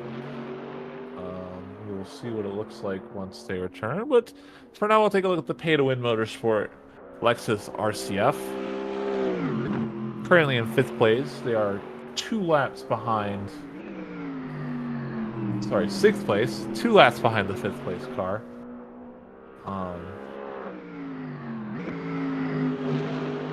Perhaps not the best position to be in, but with 8 hours to go, anything can happen as far as these gaps. So the best thing to do is to run a clean race here and keep hitting your marks. There's not many people to pass them, though they are actually quite a good distance away from the next car in the class, it looks like. The 2 cars behind them are GT2s. But the times certainly are pretty varying in the GT3 category. Just looking at the tables, you can kind of see the top 4 are all very close within the 8-minute 15 mark, and then it kind of dips into the 20s and whatnot fairly quickly after that, as far as the GT3 category goes. Though a number of cars have been capable of hitting that mark. All the top 6 have hit 8:15 or faster at one point during the race, which is probably why they're all next to each other. After that, it sort of slows down. So a very close GT3 field, really, if you look at it. Strategies and incidents seem to have split the field apart, but anything can happen in the races. Looking at the current lead, the SRGAW BMW M4 has been still holding the lead, and since the driver swap seems to have come out for better at the moment, as the gap between the 2 cars is now increasing by a little bit every lap. Perhaps luck of lap traffic and other things playing a factor in the positional gaps. 2nd place is still the Artito Racing GT3 Evo. Their gap being around 2 minutes now, as it slowly creeps itself back up.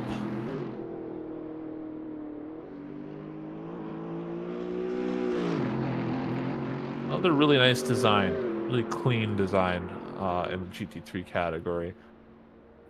Very well done by the designer that made it.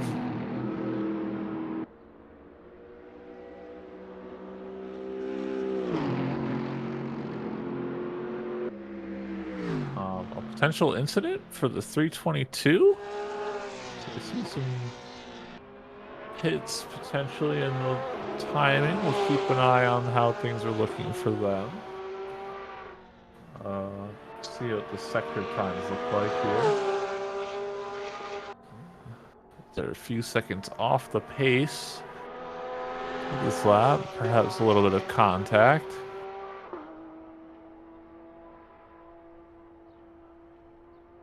But they still have a fairly comfortable gap to the car behind.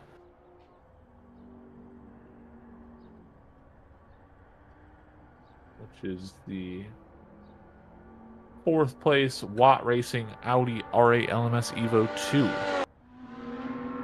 Currently about 1 minute and 20 seconds separating the two cars. Well, it's a slightly different pit cycle as it's currently trapped behind the 240. It's trying to sneak around in the bend there on the outside. Gets around it without any major issues. Maybe a little dangerous of an overtake, but trying to keep from losing as much time as possible as we enter the closing third of the race.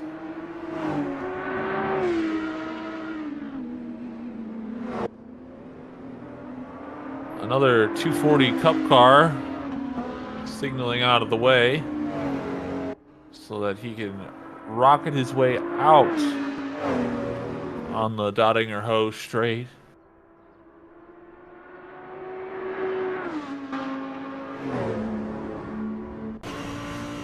As we take a look at the cockpit camera, as the R8 hits 280 kilometers and climbing down the straight.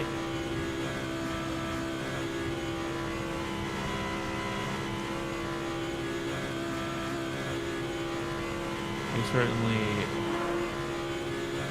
send these cars at the highest speeds possible. Braking into the chicane.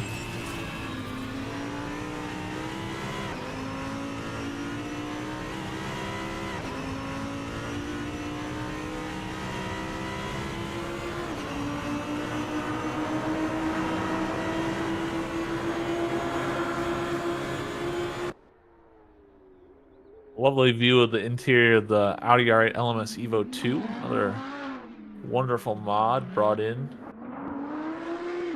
and made competitive and fun to drive by the AC Friends group.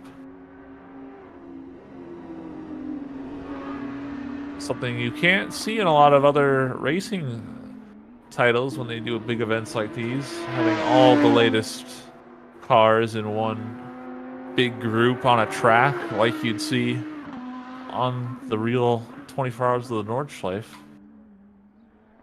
A collision between the 222 and a Cup car, it would seem, as the Cup car gets overtaken in a lap situation. We're gonna... Unfortunately, we could have seen that I caught on the live timing, but it seems like they had some contact when the GT2 was overtaking the Porsche.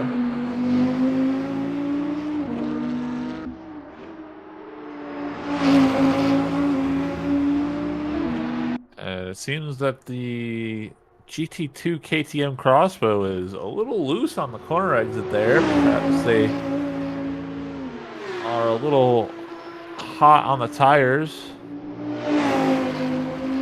or late in the stint. As they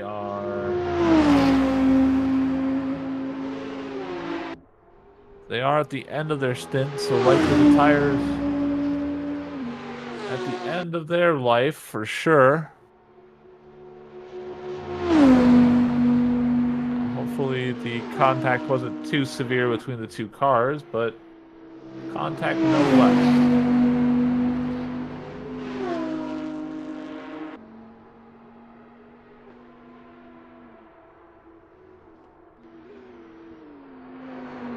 Go ahead and do a little GT4 update as we poke in on the leader of GT4 again, the Pirate Racing 1 491 Porsche Cayman GT4 Club Sport.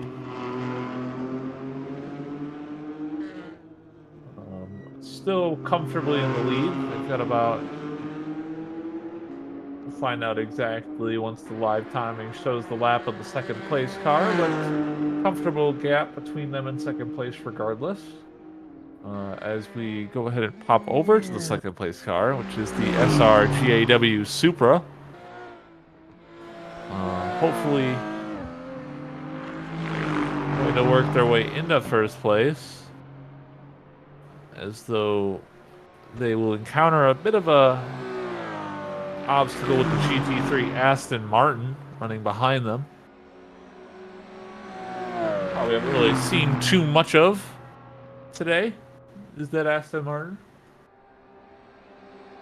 Currently they are 15th place overall, so I'm going to assume that they are towards the back of the GT3 category, but the Intercontinental Racing Aston Martin, you can see a lot of scratches and stuff onto this car, so certainly maybe not having the best race, but they're still here and they're still running laps regardless. I believe they are at the back end of the GT3 category, but we shall allow them a moment of enjoying, as the Aston is a very pretty car, even if it has a little bit of damage on the front.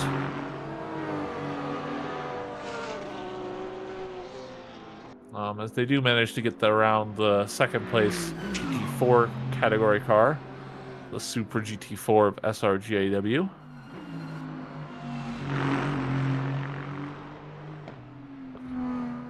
Moving on to the next category, we'll take a poke at the Cup 1s. Current leading Cup 1 car is still the Kramer Esports, as they are apparently entering the pit lane. As we'll go ahead and take a look at the helicopter view as they enter into the pit lane. We'll see if they plan on doing any long stops. Currently leading Cup 1 with a bit of a gap behind. We'll try and see how much, as second place car is currently on the Dottinger Ho straight going into the chicane. They are in fact doing a driver swap. So if we head back to the first place Cup car now, as they're entering in the chicane, they are not within their pit cycle, that's for sure. So they will most definitely be taking the lead here. The ACRT number 2 car now taking over the lead of the Cup 1 category.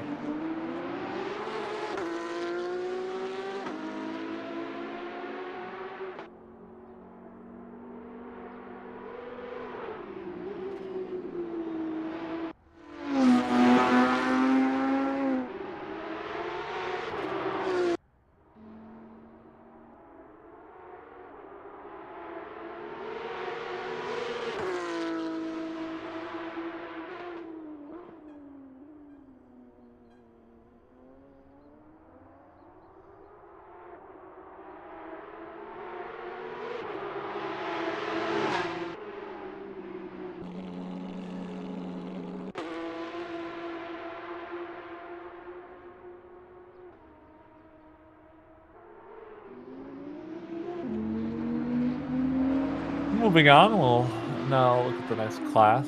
We've got a good look, because now the ACRT car also has quite a bit of damage. Certainly not a race without contact, it would seem, looking at some of these cars in the lower categories.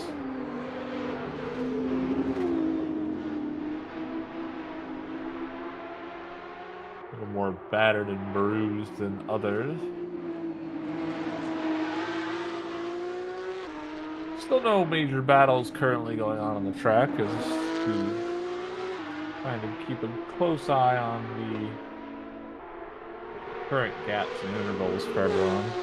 It's a pretty quiet track right now. Everyone seems to just be running their own race right now, with some overtakes happening due to the pit cycle differences, really. But we'll go ahead and poke at the leading Cup 2 right now, which is still slow racing. Number 618.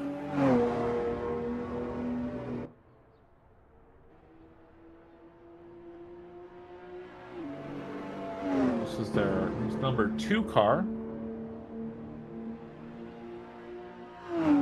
which has been nicely holding a lead. They currently have About 40 seconds of comfort behind them before second place in the class is showing up.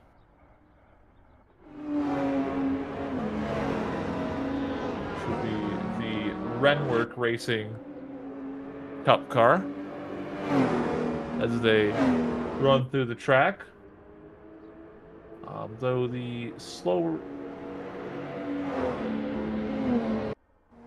racing car is due for a pit stop this lap, more than likely.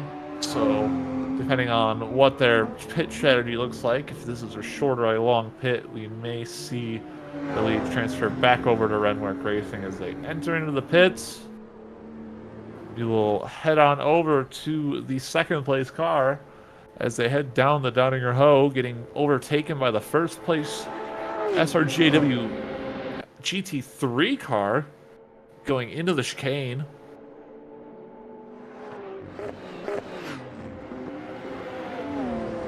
With a few cars in tow behind them. In fact, the car behind is also contesting for position. We have a battle for first place in this category actually happening right now in front of us. Observing the leading car, they are still in the pits, 40 seconds. It seems like they're going to be passed. Oh, no, they're coming out. We have 3 cars in category of the 240i now contesting as we have Slow Racing and AM Design, all 3 cars currently contesting for the lead of the Cup 2 category. Renwork comes out on top straight out the pits. Is slow, quick pits to hold the position. Right now, we have ourselves a huge battle on hands in the Cup 2 category as we watch the lead car go down. We're going to pop back over to the AM Design BMW as we watch in the cockpit of the third place car currently in category. Any of these cars could come out right now leading in this Cup 2 category.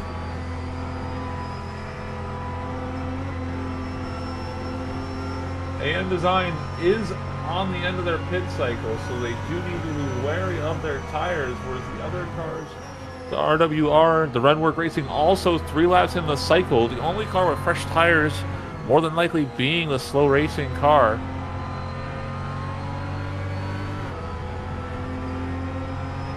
As we get an unexpected battle here for first place for all 3 of these positions right now in the 240i Cup class.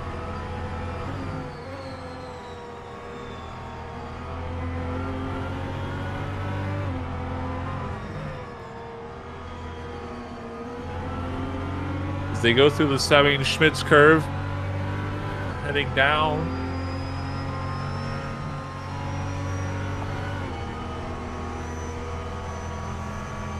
It certainly could be a battle through the straight into flood plots.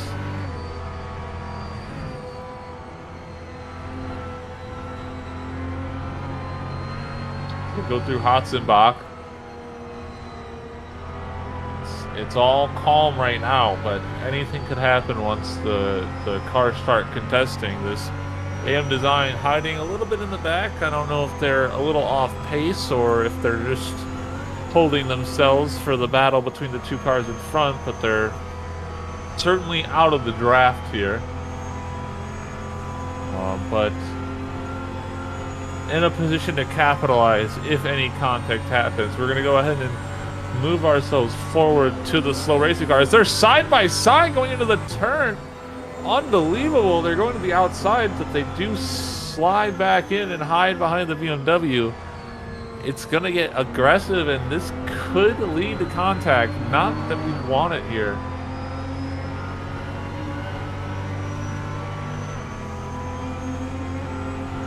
With 7 hours and 40 minutes to go, right now, Cup 2's lead is anyone's game right now for these 3 cars.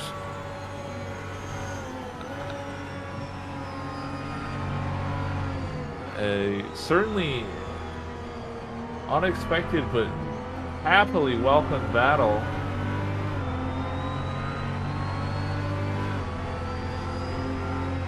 Just a quick update on the other parts of the track. It doesn't seem like anybody is under any big contest for position right now. So we'll keep ourselves tuned into the 240 Cup class. Battle for all three positions here, effectively. Run Work Racing, Slow Work Racing, and AM Design. All three cars on the same lap, right next to each other. After over, I believe, 16 hours of racing, to have all three of these cars right next to each other battling for the lead is certainly impressive, and this is what makes the Cup cars and the Cup classes so much fun. Because you can end up with this late in the race.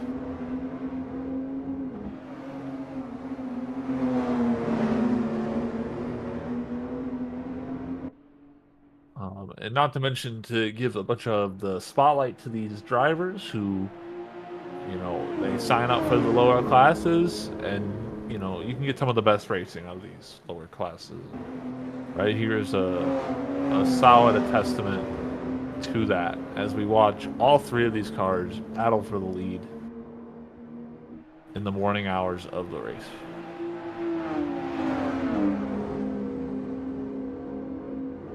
While these guys play it out, I'm going to allow myself a moment to get a drink.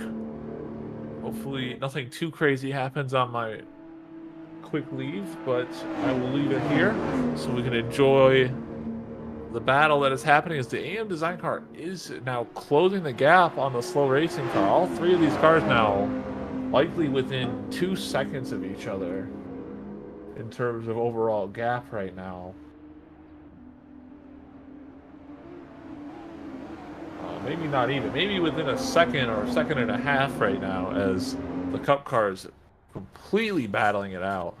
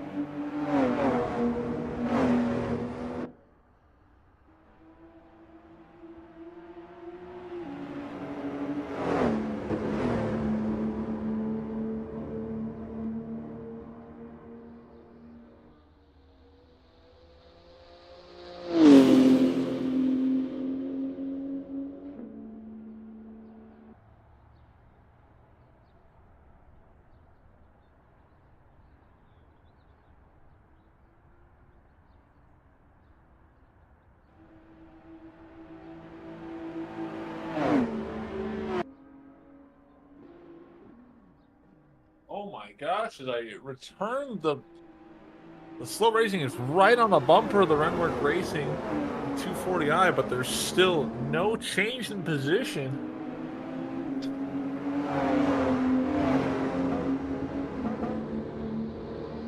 All three of these cars still right next to each other.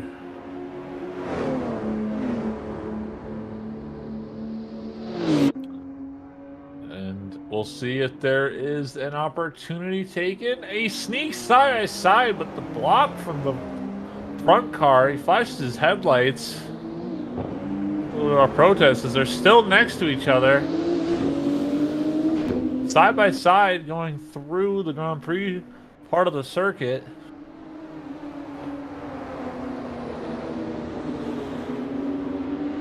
Now has the inside line, but is it enough? I don't know if there's little contact, but the 240, the Renwork Racing gets sideways, falls behind the two. And the slow racing car now has the lead. The GT2, looks like the 210 leading in class. Porsche GT2 car trying to get around them, but he doesn't even realize he's seeing a battle for the lead right in front of him. So it would be very hard for these cars to concede the position. So as much as he may flash, he's in himself witnessing a battle for position. As the slow racing number 2 may or may not have made contact there. It did not look like there was contact from the point of view of the stream, but either way, the Renwork Racing car getting loose. I'm gonna try and get a replay on that, or at least see if I can get an analysis. It looks like the 240i, the Renwork Racing 240 just gets loose in the corner there. Maybe late in the stint off the groove of the track, just knocks the car loose on corner exit there. Doesn't look like contact, or maybe there was a little bit of a latency disconnect for contact. Either way, it comes out with the slow racing 618 on top with AM Design following suit, and the Renworks still in the mix, just now in third place instead of first. Still pretty much nothing separating these three cars right now as they run the track. You can see that GT2 nearly do a backflip. Something we would never see these 240s do. It's nothing brash like that.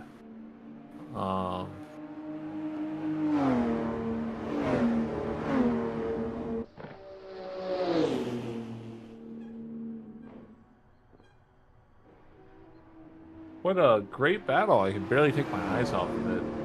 Trying to see if there's anything else happening on the field. But the grid seems still fairly quiet other than these three cars. With basically nothing separating them right now. As we get to enjoy the battle, currently the only major thing that happened is the swapping of the two. Really, all three cars had a change. The Renwork Racing getting loose in that corner, putting them back in third and allowing the slow racing car to take the lead, and the AM Design to sneak himself into second. Taking advantage of being the third car there, waiting for the mistake in battle and capitalizing a little. Now the question will be, who will still inherit the lead, as these cars are all right next to each other.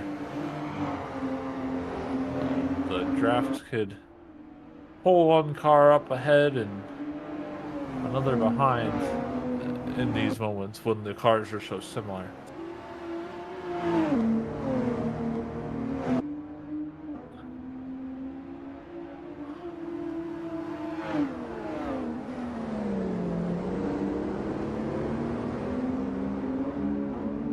We'll do a quick update on the GT3 cars in the lead, since things seem to be calming, as we will be entering the pit cycle for a number of these cars here.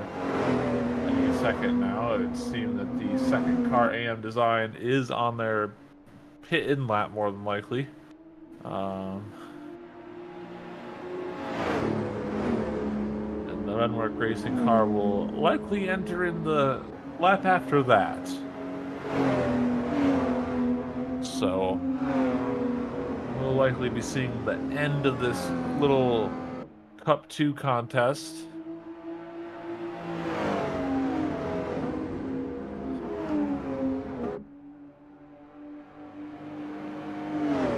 But quite an entertaining watch while it was running.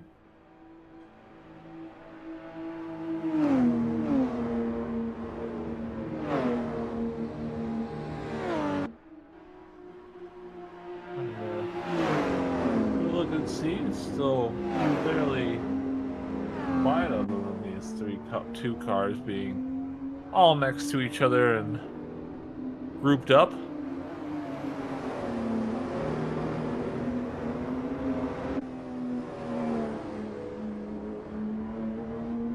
Very interesting moment where technically 3 different strategies come together to put all 3 cars on the track at the same time.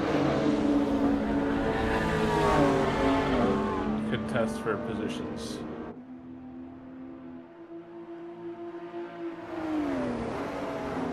Hope those of you that were paying attention or watching got to enjoy that little scuffle as well.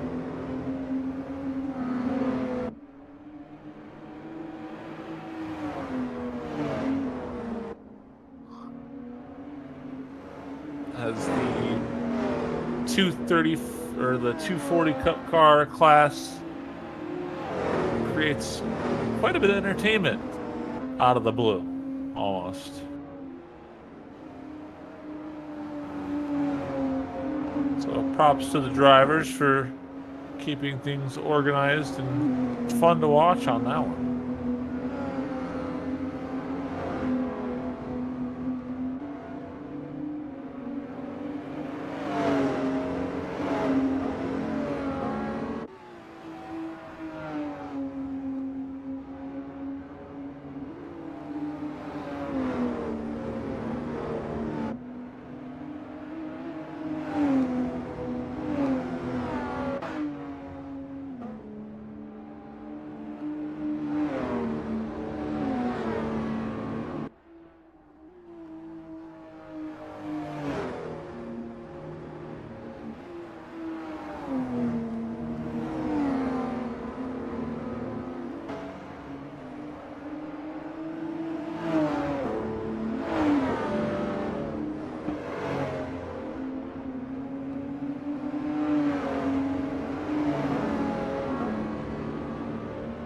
Got a little GT2 update. It looks like we have a bit of a battle going on. 18th and 19th overall seem to be contesting. The 299 and 207 are right next to each other right now on the track.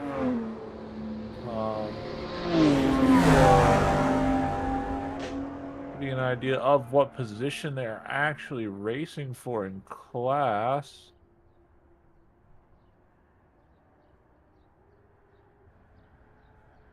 Looks like it'll be 4th or 5th place in class. Currently they're racing for. Porsche being driven by Bavarian Sim Racer. Another 911 GT2 on track. Behind the Brabham. Lead the Brabham BT GT2. Being driven by Lane 7 Racing. Both are right next to each other.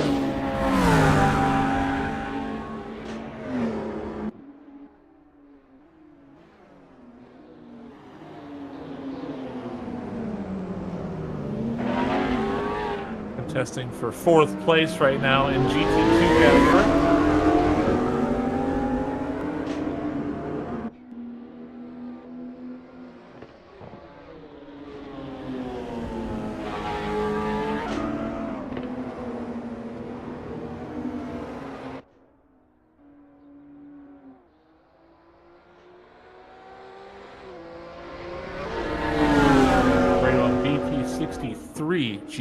car. Is what the lane 7 team is driving. As they get close there, the Porsche goes off track. Nearly made contact on the exit of the corner there, which does give the lead, and it gives a drive-through penalty to the 299. Not a good outcome at all for the Porsche there. They go off track and they don't lift enough, and unfortunately that gives them a drive-through, so they effectively have conceded the 4th position completely to Lane 7 Racing at this point. I would be furious if I was the driver there. Maybe not pushed off, but he goes off track, and that's just going to be a very frustrating moment for the driver, as the Lane 7 Racing now holds that position over them. We'll see what the Porsche does here. Will they try and take the position back and open a gap, or hold themselves back?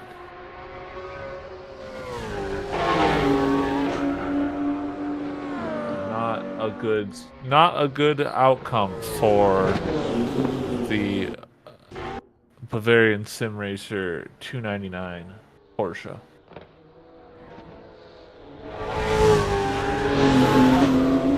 And they end up going off track again as well. Possibly overdriving the car, trying to hunt these guys down. Frustrated driver could be a risk. You're more likely to make those mistakes as they push into flood plots. Are really backflipping again as they've got so much downforce on the rear. Nonetheless, they are moving forward. It seems that the Lane 7 car is a little bit faster on the track right now. So the best case thing for the Porsche would be to just hit their marks and let that GT63 go for now. You know, use your opportunities when you have in the day, the 299 is at the end of their pit cycle as well, so the tires are worn out. So that they'll be pitting in this lap anyway.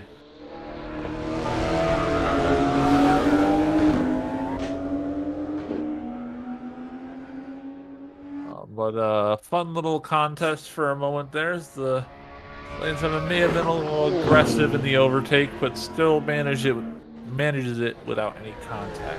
It's unfortunate that the Porsche ends up with a drive-through, but such is the way of racing.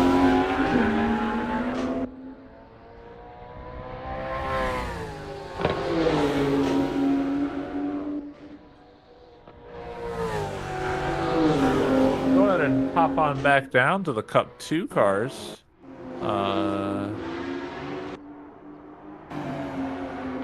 There's still a couple seconds between the cars, but the Redwork Racing car, currently in 2nd place, will be pitting in more than likely this lap, as did the AM Design car, thus closing off a lot of the battle of the 2 cars. For the 3 in the class. We'll go ahead and take a look at the leaders in the GT3 category, which is currently still, as has been for several hours, the SRGAW 372 BMW M4 GT3. I believe it is still currently being driven by Vin Zilgant.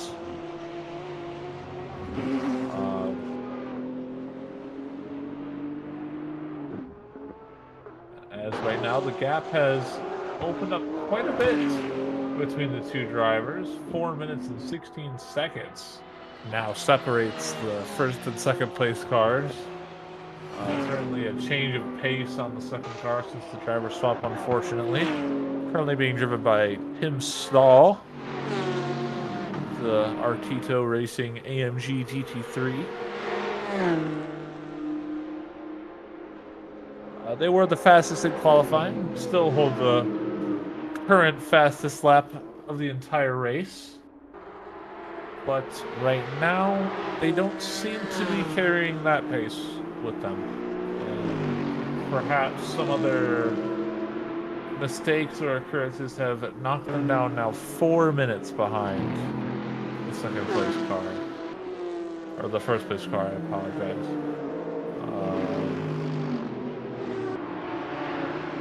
Just the 299 has contact again with the environment. Okay, so there's a collision somewhere on track.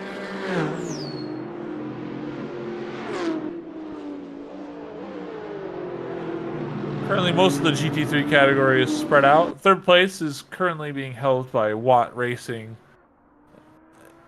the number 333 in the Audi R8 LMS Evo 2.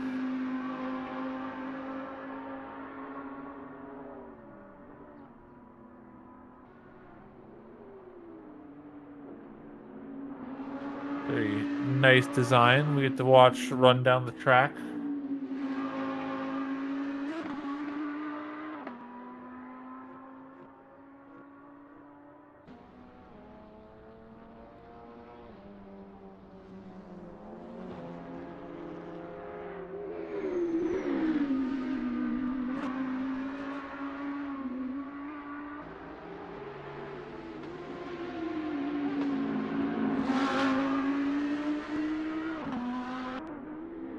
The 2 long stops down. That take a look. Let's see. You are correct. The SRGW only have done 9 long stops. You guys have done 11. So that would definitely put you guys. Currently, I would put you in the lead off of that information. So definitely have to see how the SRGAW guys will recover the 2 long pit stops that they're missing. You guys have the most, actually, other than the Don Mainardo Racing 332, though they have not had the best race from the start. They're still somewhere in the latter half of the GT3 category. I'm trying to find them on the list right now.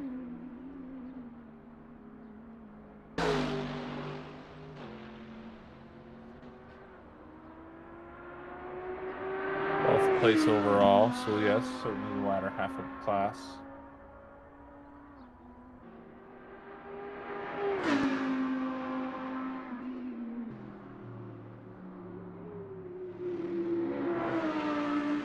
Fancy interview, Raccoon's car. Got some free time if you'd like an insight. I apologize if I missed your message. If you would like, I can do that. I'm not sure if I can, but I can absolutely bring you in. If you go into the waiting room, whoever is asking, I can see if I can move you or have someone move you. I apologize if you sent that a little while ago. Sort of navigating tabs when I watch a lot of this stuff, so.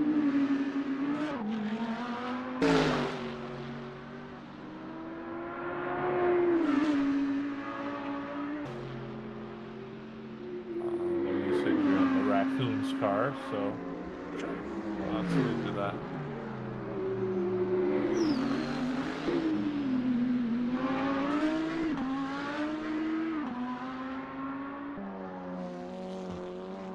Hello?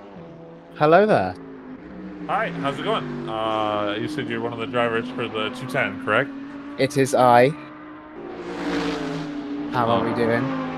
I mean, I'm doing all right. I suppose the interview's here for you. How are you? How's when were you driving? I should ask. So, due to the unique way that our team has formed over the last couple of weeks, we ended up with only 3 drivers, and I promised the guys a sort of 6, maybe 7-hour drive between them both. So I've got a total of 10 hours driving time. You've already driven 10 hours? Yeah, well, no, not quite. I did the first 3 hours of the race, and then I did my big 6 hour stint between 11 o'clock and 5 in the morning, and my other guys have just taken over. And I've got Okay. two more stints at the very end to round out my 10 hours. Okay. So, So you're planning to yeah. finish the race then? Yes. Um, Okay. I think the way that we kind of structured it, I tried to, whilst being as nice to my teammates as possible, it seemed like over the course of obviously planning the race and getting our laps in, it seemed like I had the fastest pace. And obviously, we want to try and finish on a high if we can. Uh, we're still contesting that first place with the number 290. Yeah, you guys Um, were just overtaken because you're in the pits right now. yeah, we've just So done the another long stop, so that gets that out of the way. Okay. Um, How has it been navigating through traffic? Have you guys been encountering a lot of incidents? Have the cars been getting out of the way for you guys? You're obviously not the fastest car, but you're right behind them hmm. in terms of pace in the GT2 cars. So you're pretty much overtaking everything on the field. How's that been for you for your teammates? Well, it's always tricky with a car that's as lively as the Porsche because even if you Hmm. look at something like the Lotus, which is on screen now, or the Brabham, they've got a bit more aero than we do. So I was saying this Okay. to I believe it was CJ, one of the UK commentators. The Porsche, especially when you accelerate, the front lifts, Right. and going I mean, I've been over. seeing that in like when you're entering fog plots through that jump, the Porsche is nearly Yeah, but backflipping it will there. also do it. It'll also do it into Tiergarten as well. So Okay. just coming off the main straight. So it's all based on throttle, you see. So as soon as you get more than sort of 30% throttle, the front comes up. Yep. So it can be quite unpredictable if you're trying to overtake traffic because when you're practicing, you've got your own lines down and you know where you're going and you know where to get the speed out of the car. But when you're trying to overtake a car, let's say the GT4 that we're coming up on now, obviously Right. their priority is that racing line, and we've got to get around them as easy as possible. Um, so it can be pretty fun, and especially when it gets low on old tire wear as well. That's that's another one. It likes to slide, this car. Right. I mean, everyone seems to be pretty much running the same length. It's like Hmm. everyone goes basically 6 laps or 5 completed laps or whatever, and they're pretty much all running in. So I mean, what would you say? Who would you say your biggest competition is right now on the 100% grid? the 100% the 290 Lotus. The Yeah, 290? yeah, 100%. They were so we qualified P1, so we started at first, Okay. and they were, I believe, 1.8 seconds behind. So I think they did a 1:18.0, and their fast driver is pretty much on my pace. So Yep. there was some real competition in that initial first stint, Okay. because we were like literally real close to each other. So definitely them for sure. We've been chopping and changing this entire race. We've been coming into the pits, then they've stayed out for an extra lap or so. So it's definitely them. But they've put on a great show as well. They held first for a really long time, and now we've taken it back from them a little bit. Yep. And I mean, just taking a quick little poke, you guys are currently one long stop ahead of them. So you are ahead of them in literal terms Mm. because you do have a lot of so, all things considered, you guys are running seems like the best race in GT2.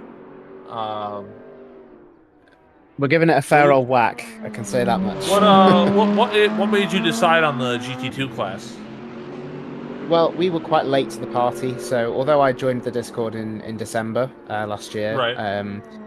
in preparation for it, we were quite late in getting our members together and choosing a car as well. So we would have loved to have been in GT3, but those spots, once they became available, filled up so quickly. Right. So we settled on GT2 because why not have a bit of fun with it?